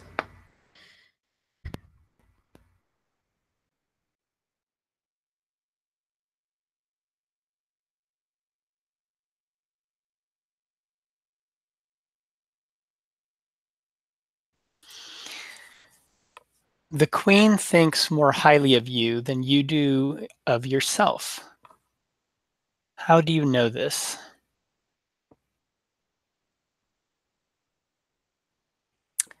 I'm going to pass this question to V, and I'd like to see how you answer this question. And the questions, when they're passed, are always passed to whoever's next in line. So of course, V, you could either X this card and get a new card, or you can pass it to whoever's next. Passing the buck, hey. Queen thinks more highly of you than you. Now, I don't think this is my question. I'm going to pass it on to Leandro.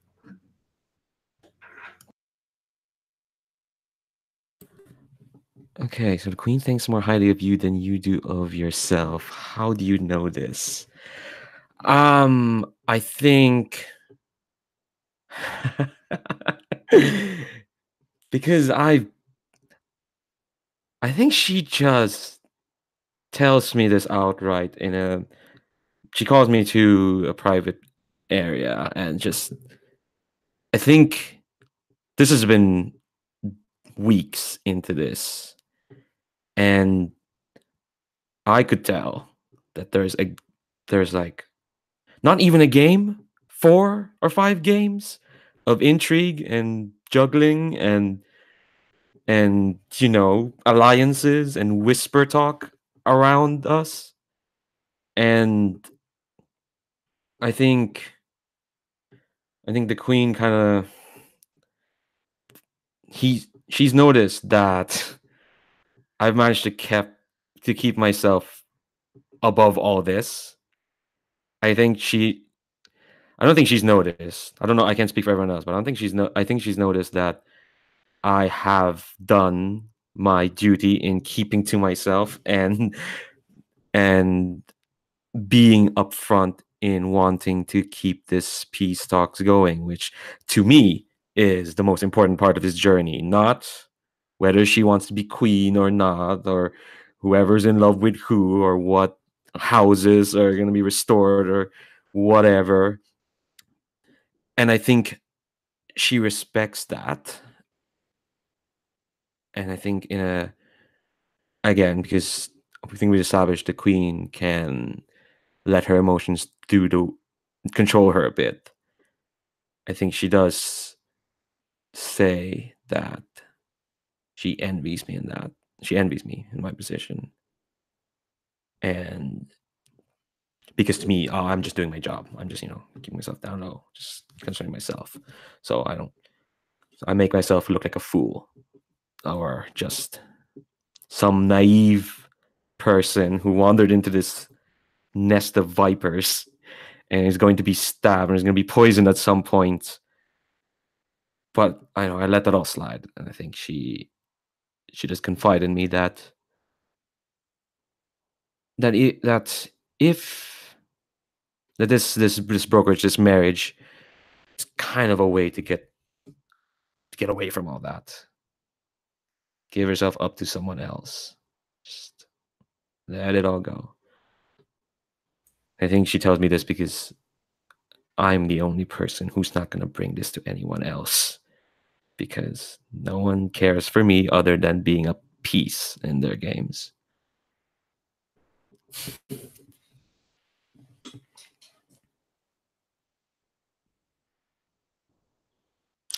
What gift did she give you before we left on this journey?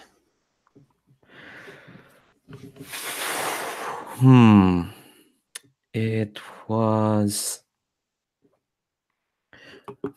It was And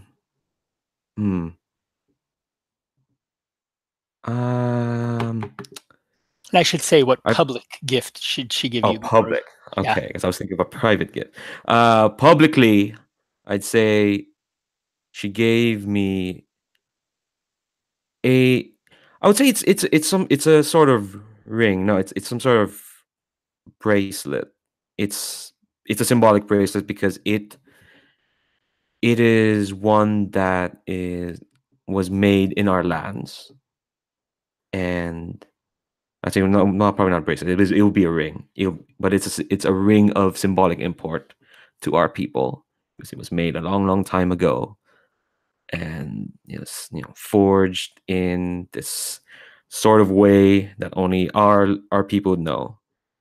And so this is like a public offering. I said this is telling everyone else that she is dead certain about this, that she's here to mend bridges, even no matter what it takes, no matter what it makes her look to everyone else. And that was the public gift. What was the private gift she promised you at the end of the journey? Well, I think she promised me peace of mind. She promised me a way back to obscurity if I do my job, and I make sure this goes well. I play my part. She'll let me free.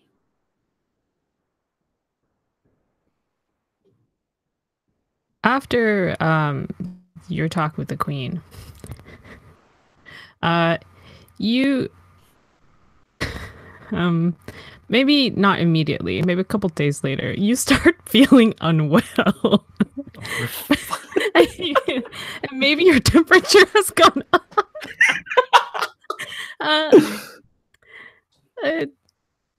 Do you tell anyone? Does anyone notice? What are people's reactions? I think. Um, I try to hide it. Well, are you allowed? Yeah. Okay. All right. I think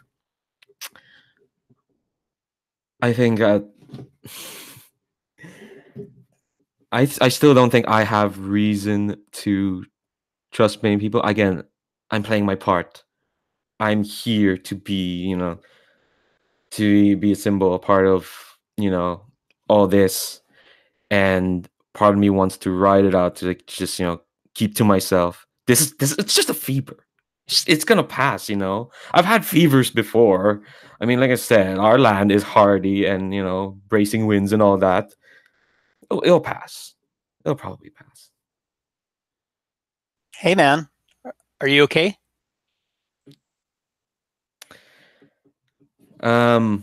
I nod and you can see sweat fly off my brow. And you can probably see, the skin is just a bit more sallow. Cheeks just a bit more caved in.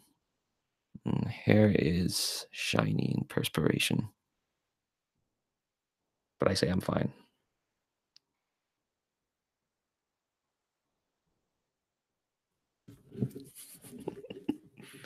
Oh, son of a bitch.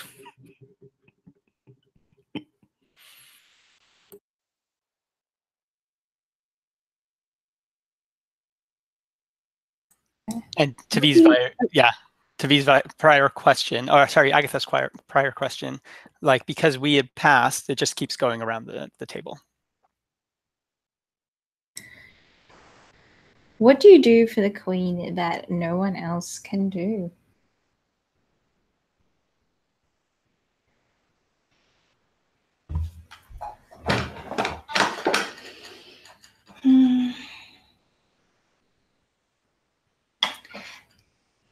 Okay, so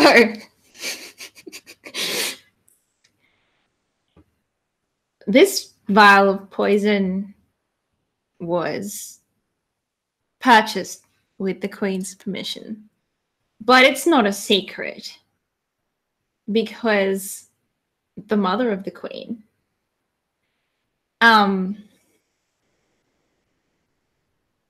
knows about it, and so do a few other people. I saw them.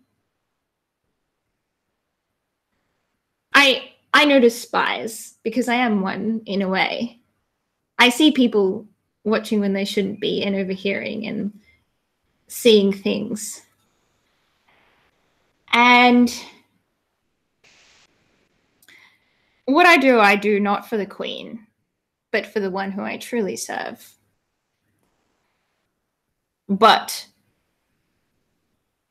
even a queen cannot be revealed to have blood on her hands, no matter how much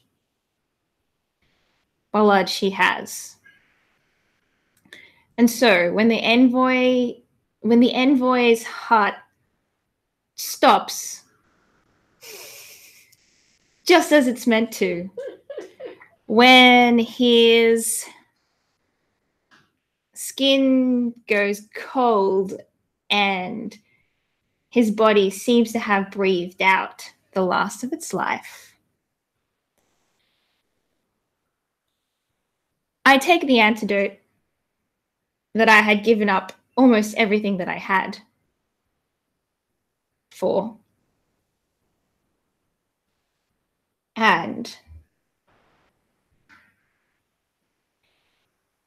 I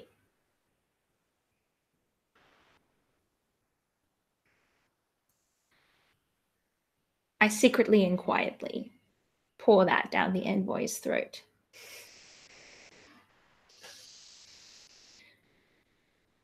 No one I serve will be a murderer. They're not dying on this journey. What do you think of the envoy in all this time? Do you even care? Did you care about them other than that their deaths would have maybe ruined some plans or ruined some lives? Or were they just, this silly, stupid pawn?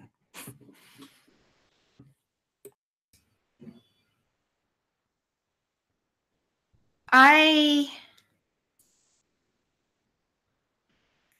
know the envoy well, because the envoy is exactly the kind of person who I used to see around my town as a child, who loved to ride across the country in their horses and eat their picnics in the open fields and taste the delights that the country had to offer. The kind of person who, as they rode past on their horse, we workers would stop our labors in the fields and look up at them and watch them as they passed.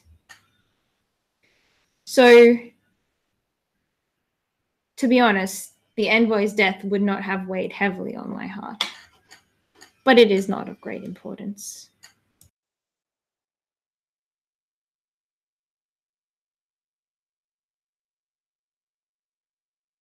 I come to your tent.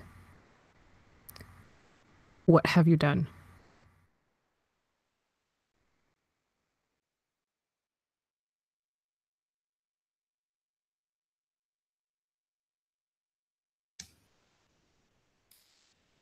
I don't answer your question. I'm too afraid.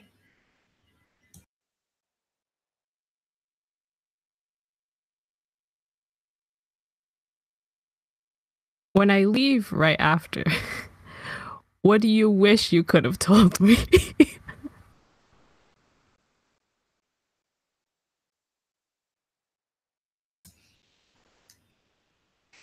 I was the one who left you that necklace that you wear and you love so much 5 years ago. It wasn't that silly man from the court who you flirted with for a little bit.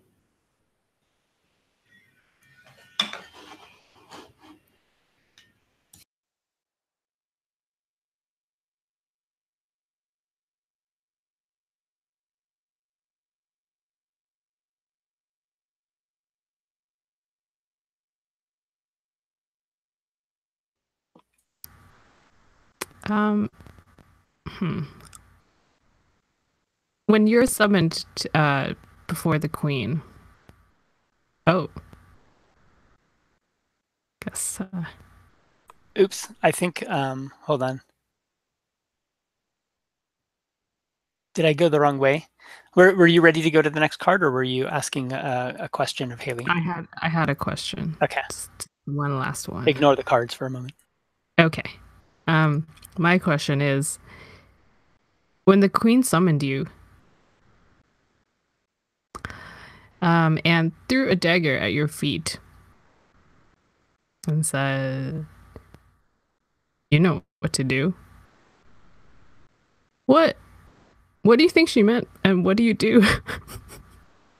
After this whole conversation.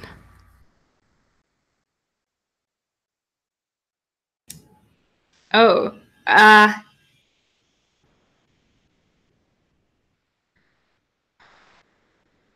and I know what she meant.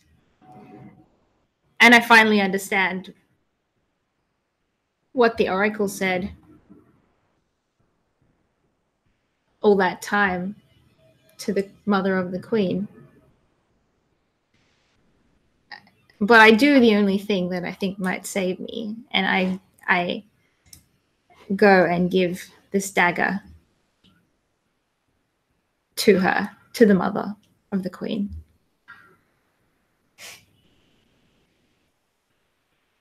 Oh no.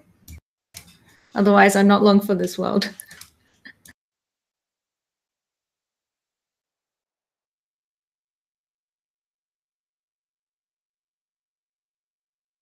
Okay. So now for my question. What do you, What was that the question? I kind of missed it. Was this the right question? what do you do for the queen that anyone else can do? And why does she make you do it? I don't think that was your question, was it, Haley? Or Was it this one? That was my question. I think we were done. Yeah. So that's yours. Sorry about that. Oh, interesting. What do you do for the queen that anyone else can do? And why does she make you do it?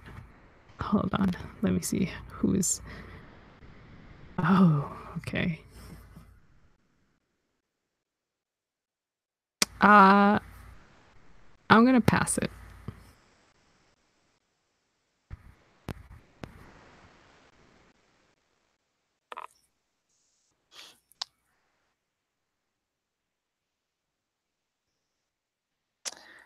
So what do you do for the queen that anyone else can do? And why does she make you do it?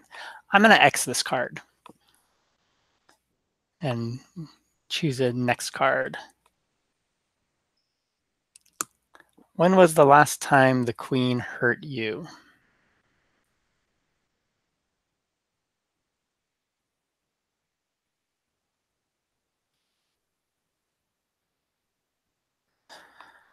Wow.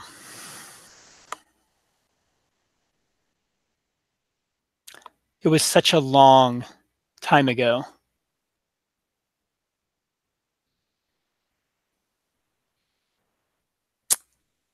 It was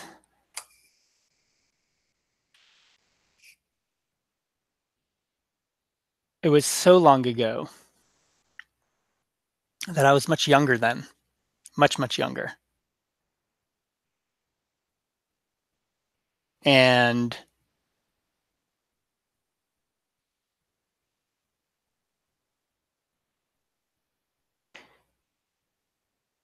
I'll say it wasn't, the question still stands. It says, when was the last time the queen hurt you?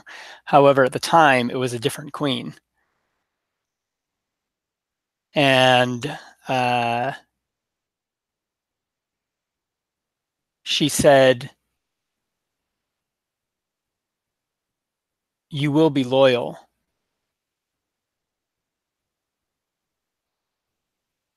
Or someone else will have to be punished. And she looked directly at my sister.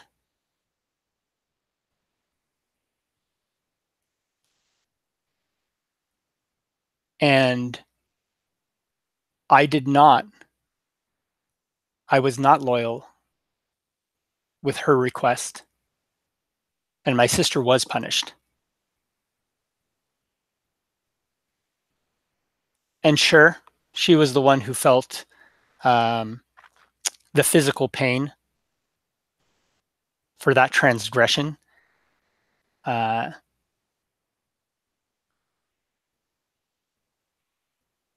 I swore that would be the last time that she hurt me. And I learned how to compartmentalize my feelings. I am very good at what I do. And that's why I am so good at what I do. And so since then, I haven't let her hurt me in any similar way. And I haven't given her a reason to hurt me in any similar way.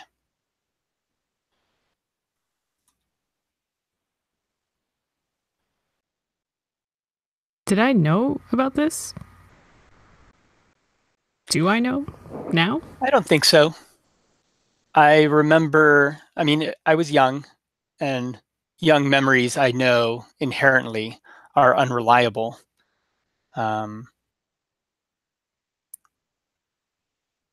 But at the time, I do remember you being blamed for something else that seemed trivial, and you were punished for that. It was not what the punishment was really for.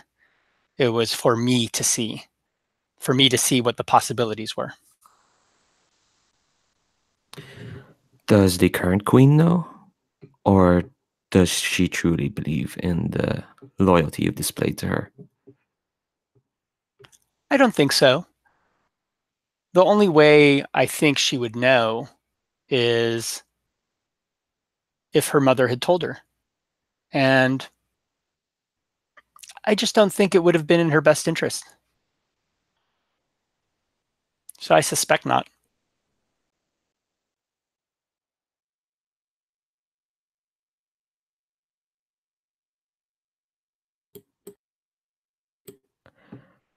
Do you get reminded by the mother every now and then? Or are you just Not that good? once.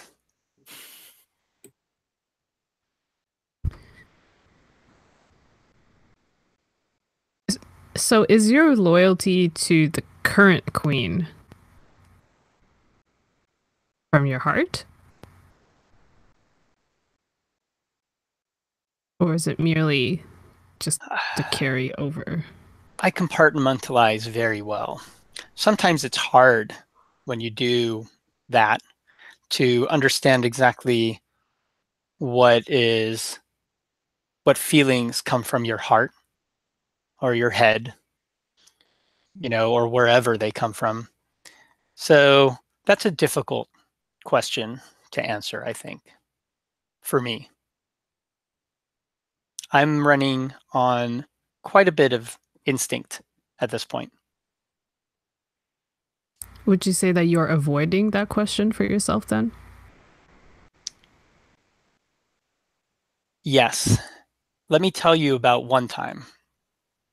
It'll be a short story. I was young, and they were teaching us about some of these, I don't know, powers that people have in the world. Being able to foresee the future, for example, or possibly, reaching out and sensing whether or not people are lying or telling the truth, or what people feel. I don't know if those things are true, but you can't be too safe. And so being able to protect yourself against such, I don't know, witchcraft or whatever, that could be a useful ability. This is an alarm I set, which means we are running short on time, by the way. I'm going to just check in with Agatha because I think you have the time limit. How are you doing? I think I'm still okay on time. Yeah. Like even after we can go a bit further. I'm okay. Okay, cool. So, but that was my answer to your question.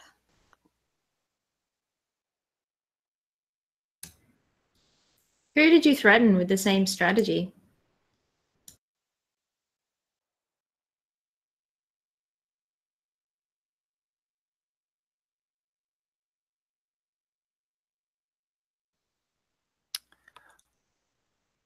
My sister, oddly enough.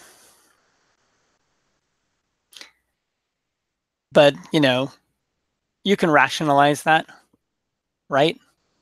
Perhaps I am trying to protect her from herself. Perhaps I don't want her to get into a situation where she puts her life at risk. Perhaps. Who did you threaten me with?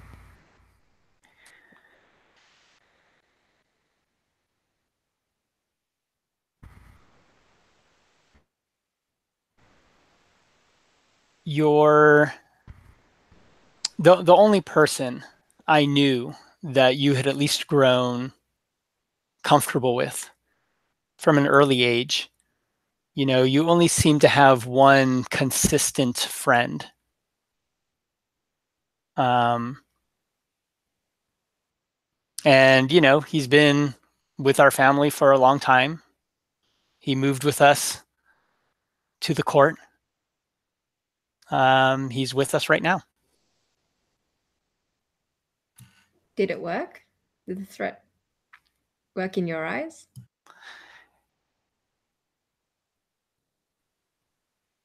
She hasn't killed the queen.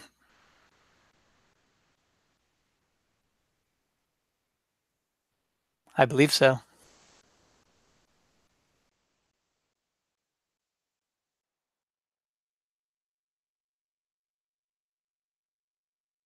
You saw the queen do something terrible to keep the retinue safe. What was it? Did you come to respect her more or less afterward?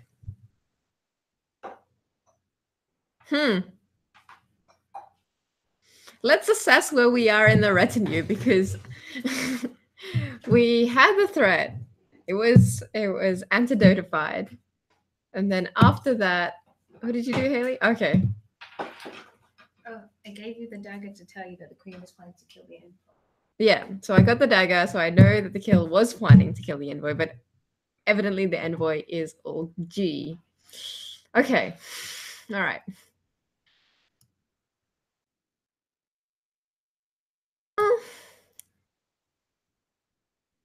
I mean, safe is a funny word here. Yeah, the queen has been thwarted. So what does she do that's terrible to keep the retinue safe?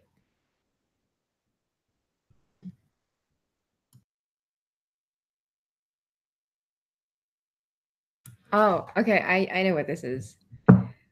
It's late at night and we're having a chat.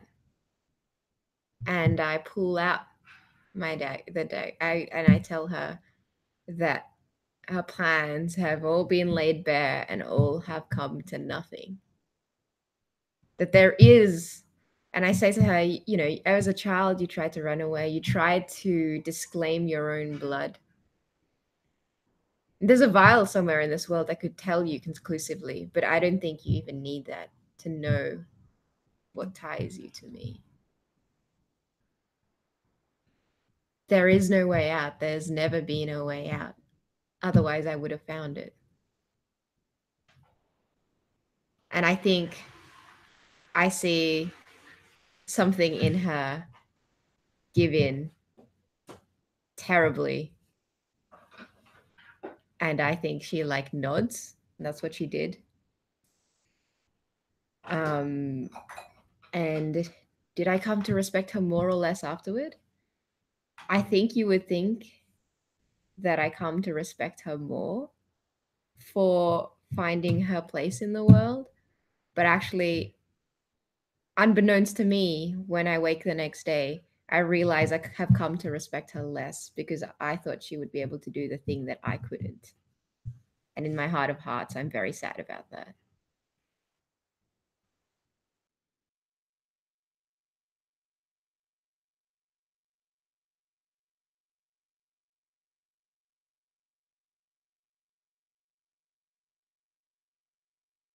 So the next time, on the agreed time that I come to your tent, what do you say to me?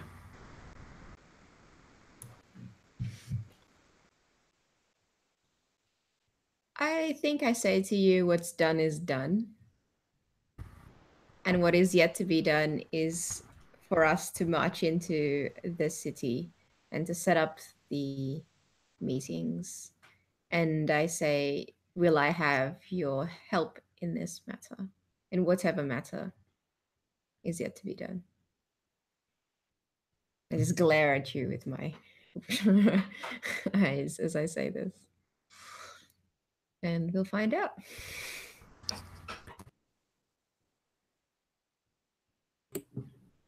Is it noticeable to everyone else that you've come to respect the queen less? No, I don't think so. I don't think it's something that I would admit even to myself. So I think what everyone else sees is the queen becoming more focused on the journey at hand and setting up the correct meetings as we're getting into the capital itself. And for me, glowing with praise as to making our way through the journey and that sort of thing. So that's what everyone sees. And maybe if you know or watch the Queen, you see something a little less in her, but a little more. I don't know. Depends.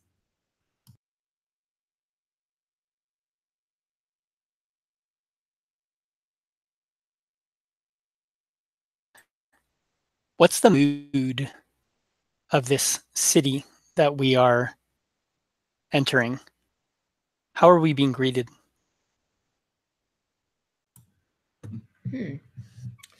I think that, yeah. So as we arrive in it, we are cordially received, in name, but maybe not in spirit. But I think that they see the envoy safe and secure, and the envoy has brought us to the capital as was expected. So it's very matter of fact. I think the mood is that something's going to go down, that there's going to be the negotiations and the talks, and people are excited about what that might bring about, in the sense of excited, like curious to know rather than like happy for it to happen. So curious to know what will become of this talk. And otherwise, for the commoners, it's all, or like the other families who aren't involved in this, it's interesting, but definitely they're still going about their regular business.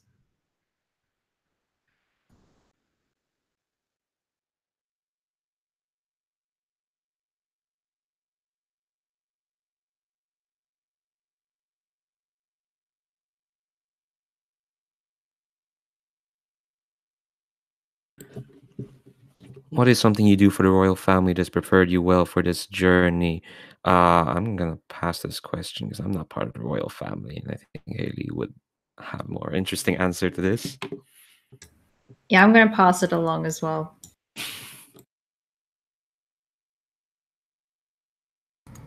I don't even feel like I need to answer this question because it's been answered already. You can also exit the question, and we can just get a maybe new we one. should- Yeah, Yeah, good. maybe Leandro, you can exit. Do you want to Yeah. exit Leandro and get a new one? Yeah, let's I do like that. Go for it.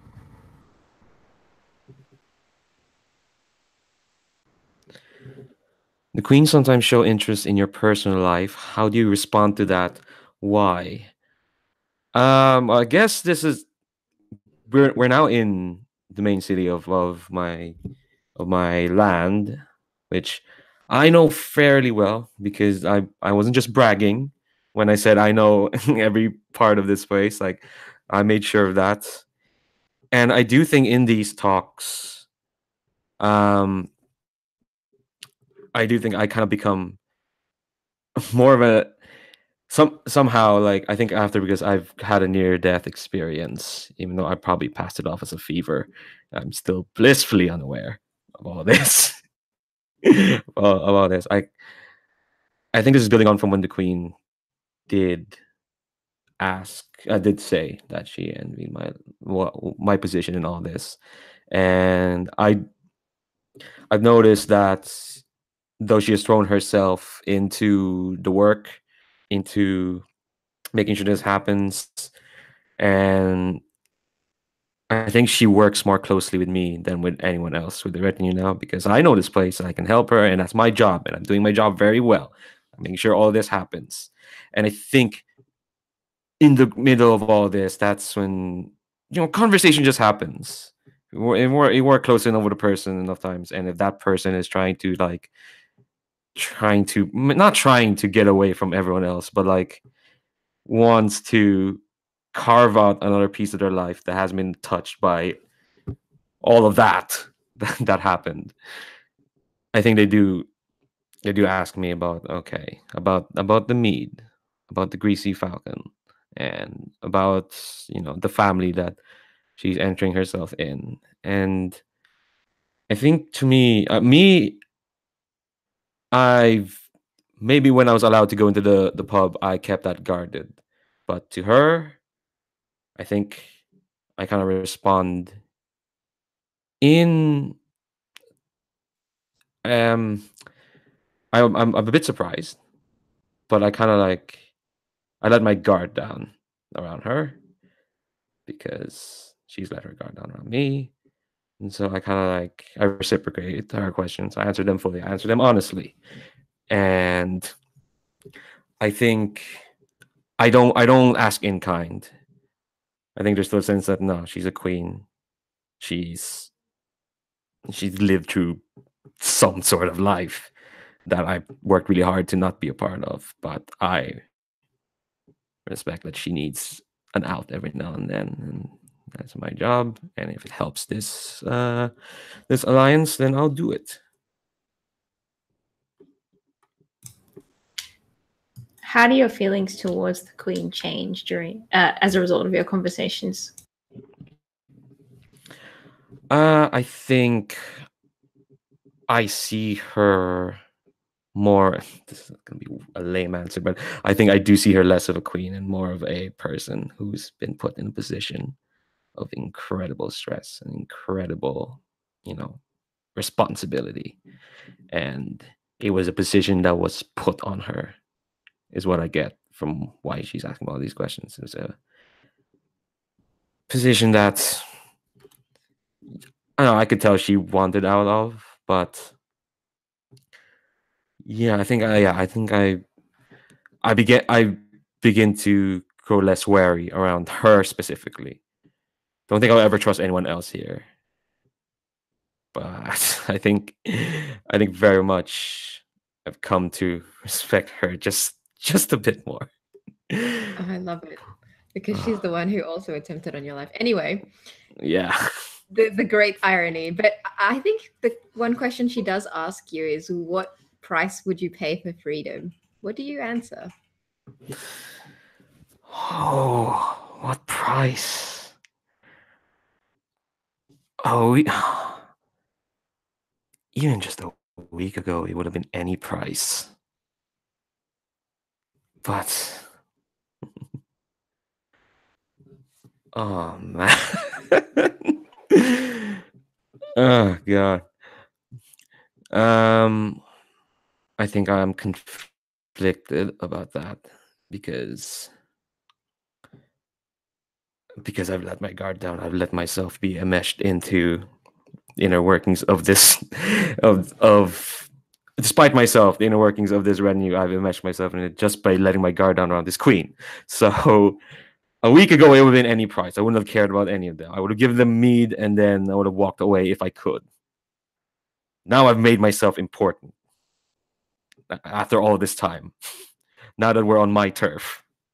And now I think I would have to weigh that price, whatever's put in front of me.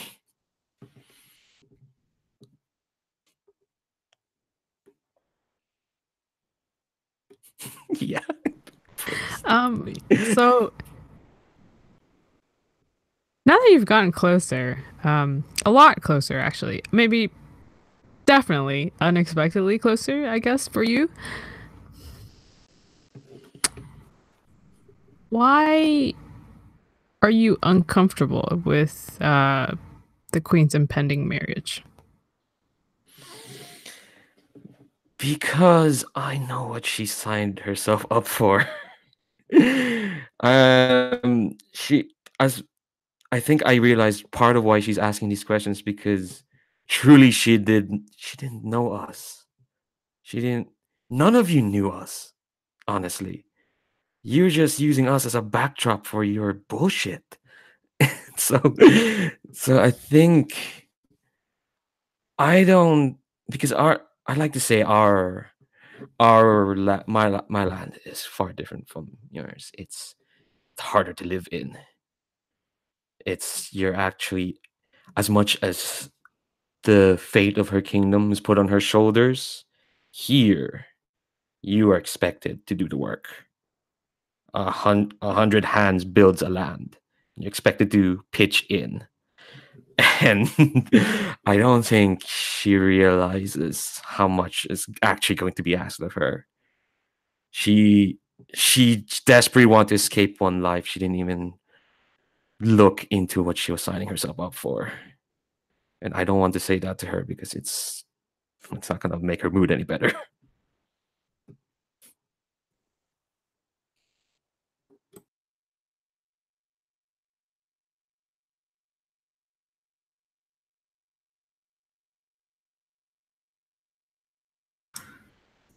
I'm gonna X that.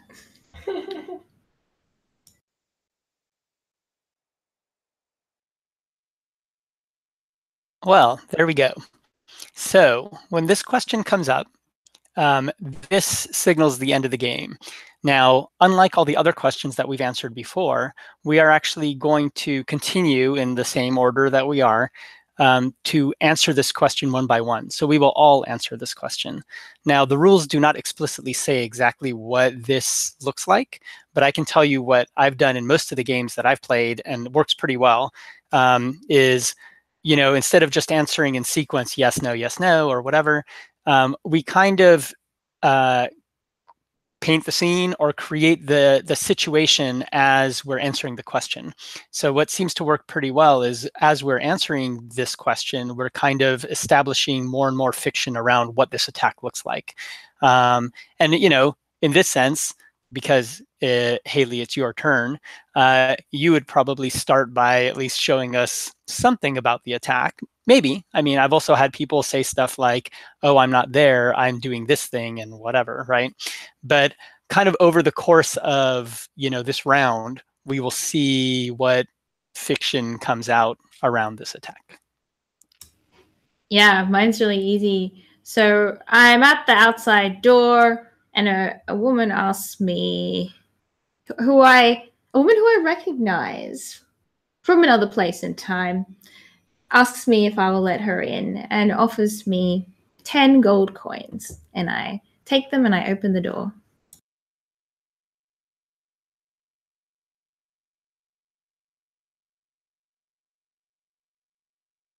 Oh, I see.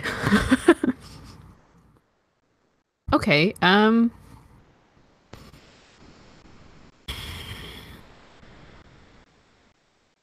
yeah, so this woman comes in.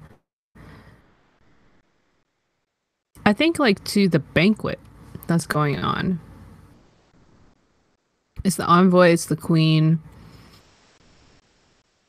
the regent mother, whoever is the ruler of this area, and the intended. I'm standing to the side. And I see this woman just not like a servant.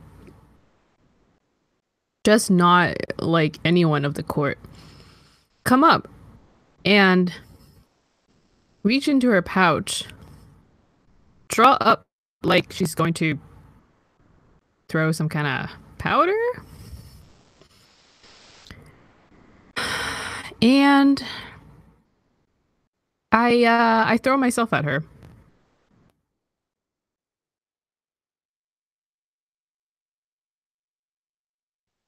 And I think in the corner of my eye, I see my brother. Oh, yeah. I can move very fast when I want to.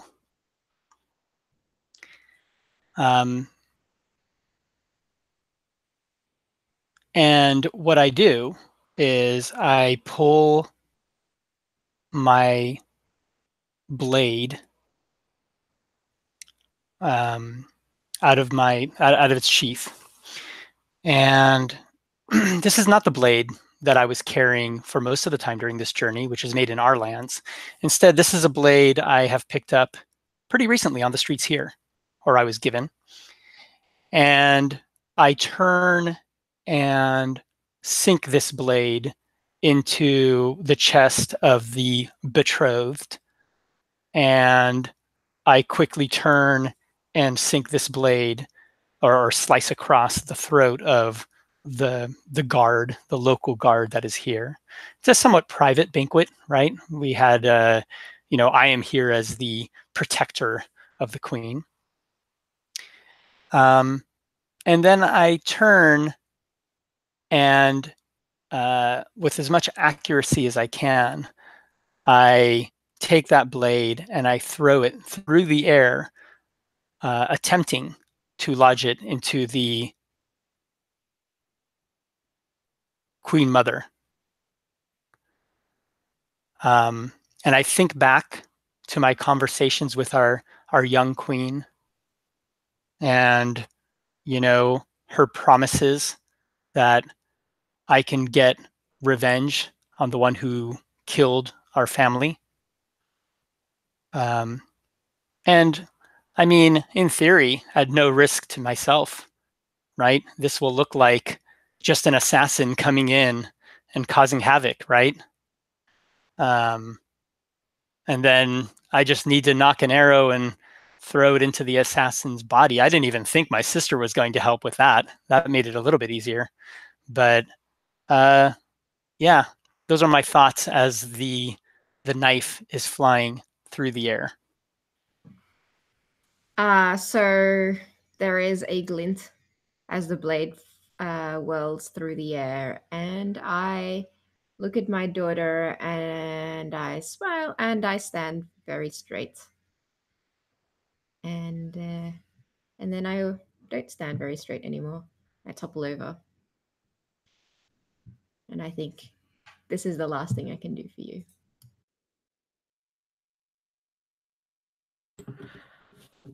While all this is happening,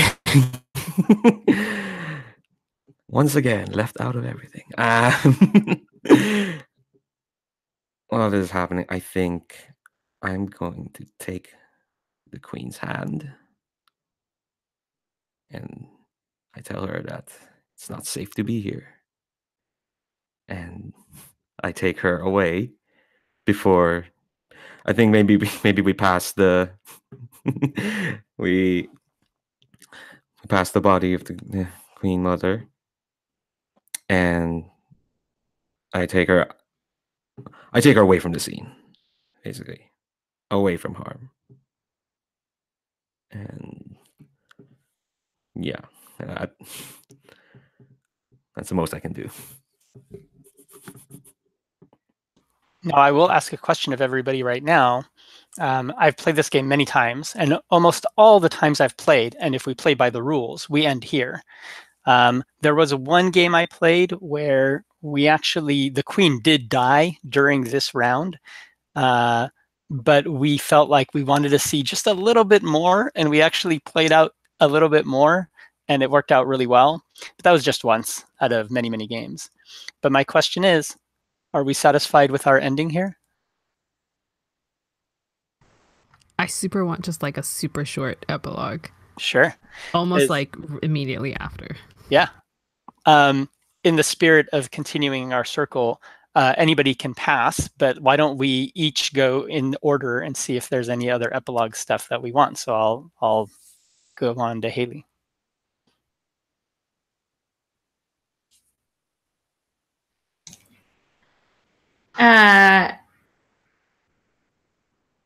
I have gone up to a local street vendor and purchased like a sweet candy thing, and I'm just like sitting on a step eating sweet candy that I normally can't afford and wondering.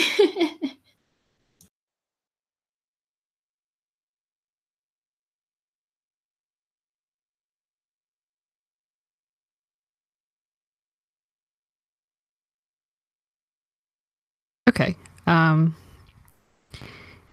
This is back at the banquet space. The mansion, question mark? The tent? I don't know. Anyway, someplace, murder hall. The hall of no return. Except for the envoy. I think I am lying there. And I like I like cough, and then there's like blood. And then I think I'm also like have a nosebleed and anyone who knows about poisons in this land, which is one of its specialties other than mead, would know that this is one of those like airborne powders. So if you're close enough and you breathe it in, then it kind of like wrecks you in some way. And I think I just look up at my brother while he's standing there, very calmly taking this arrow and firing it into this lady who's right beside me's body. The lady also died of the same effect because she threw the powder, and there's no way that you can be that close to it and not die. And I think I laugh. And I don't get to say this because I'm coughing too much. But in my mind, what I wanted to say to my brother was, I thought you were the queen's dog, but really it was me. And many people, as you said, or some people know about these poisons and powders and such. I am not one of them. So I shoot that arrow because that will seal the deal. That will make it look like this situation was, an assassin coming in. It will look like the assassin killed our people. It probably will go to war again. I don't know. That again is a little bit beyond my pay grade and not what I was promised. So I could care less. But I do see my sister struggling. And once I've done that, I run over and reach down and try to make sure she's okay. And of course, that seals my fate.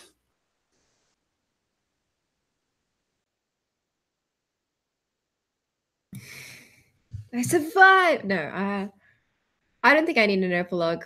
I will leave it. It's one of those Inception endings where it's unclear whether the dagger is life-threatening or not. Could you then? Because I don't want to decide how the queen's reacting because I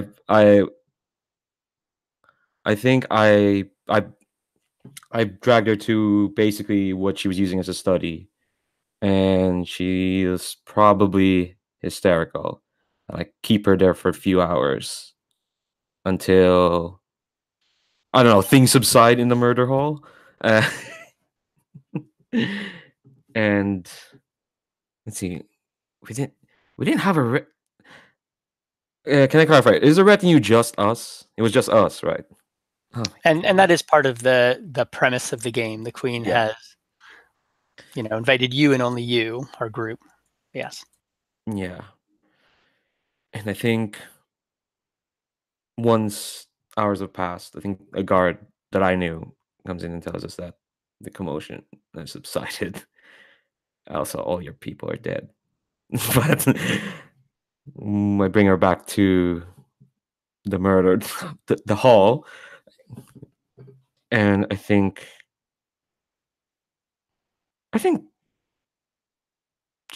she cries.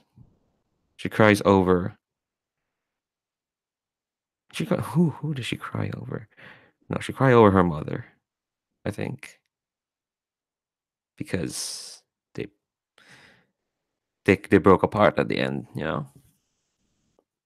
So she cries, and I watch, knowing that the worst is yet to come for her. She's all alone now. The only people left that she brought, someone who doesn't like her, and someone who does. So,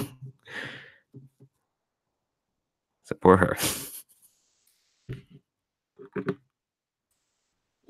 All right. So that is for the queen. Ooh. It'll be 2 hours, you said. It'll be.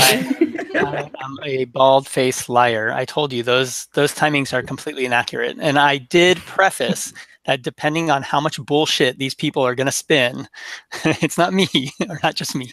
I mean, we did answer 60 questions instead of. Yeah. So for clarity, there's probably about, I think, 25 or so questions. Wait, did I get that right? No, 45 or so questions. And we answered about 22 of them or something. We X'd a couple. Maybe we answered 20 of them. We went kind of like about 4 rounds of play-ish. So that's like half the deck, the 30-minute game. So I'm going to, well, maybe we'll say goodbye to our friends and stop the broadcast. So goodbye, Internet. I hope you enjoyed the game. And in the notes, we found out while we were playing, there is now an official page, webpage for the Queen for this game. It's not quite ready to release, but at least it's got its official page, and it will be soon. So when you check the notes down below, you will see that. So goodbye, Internet.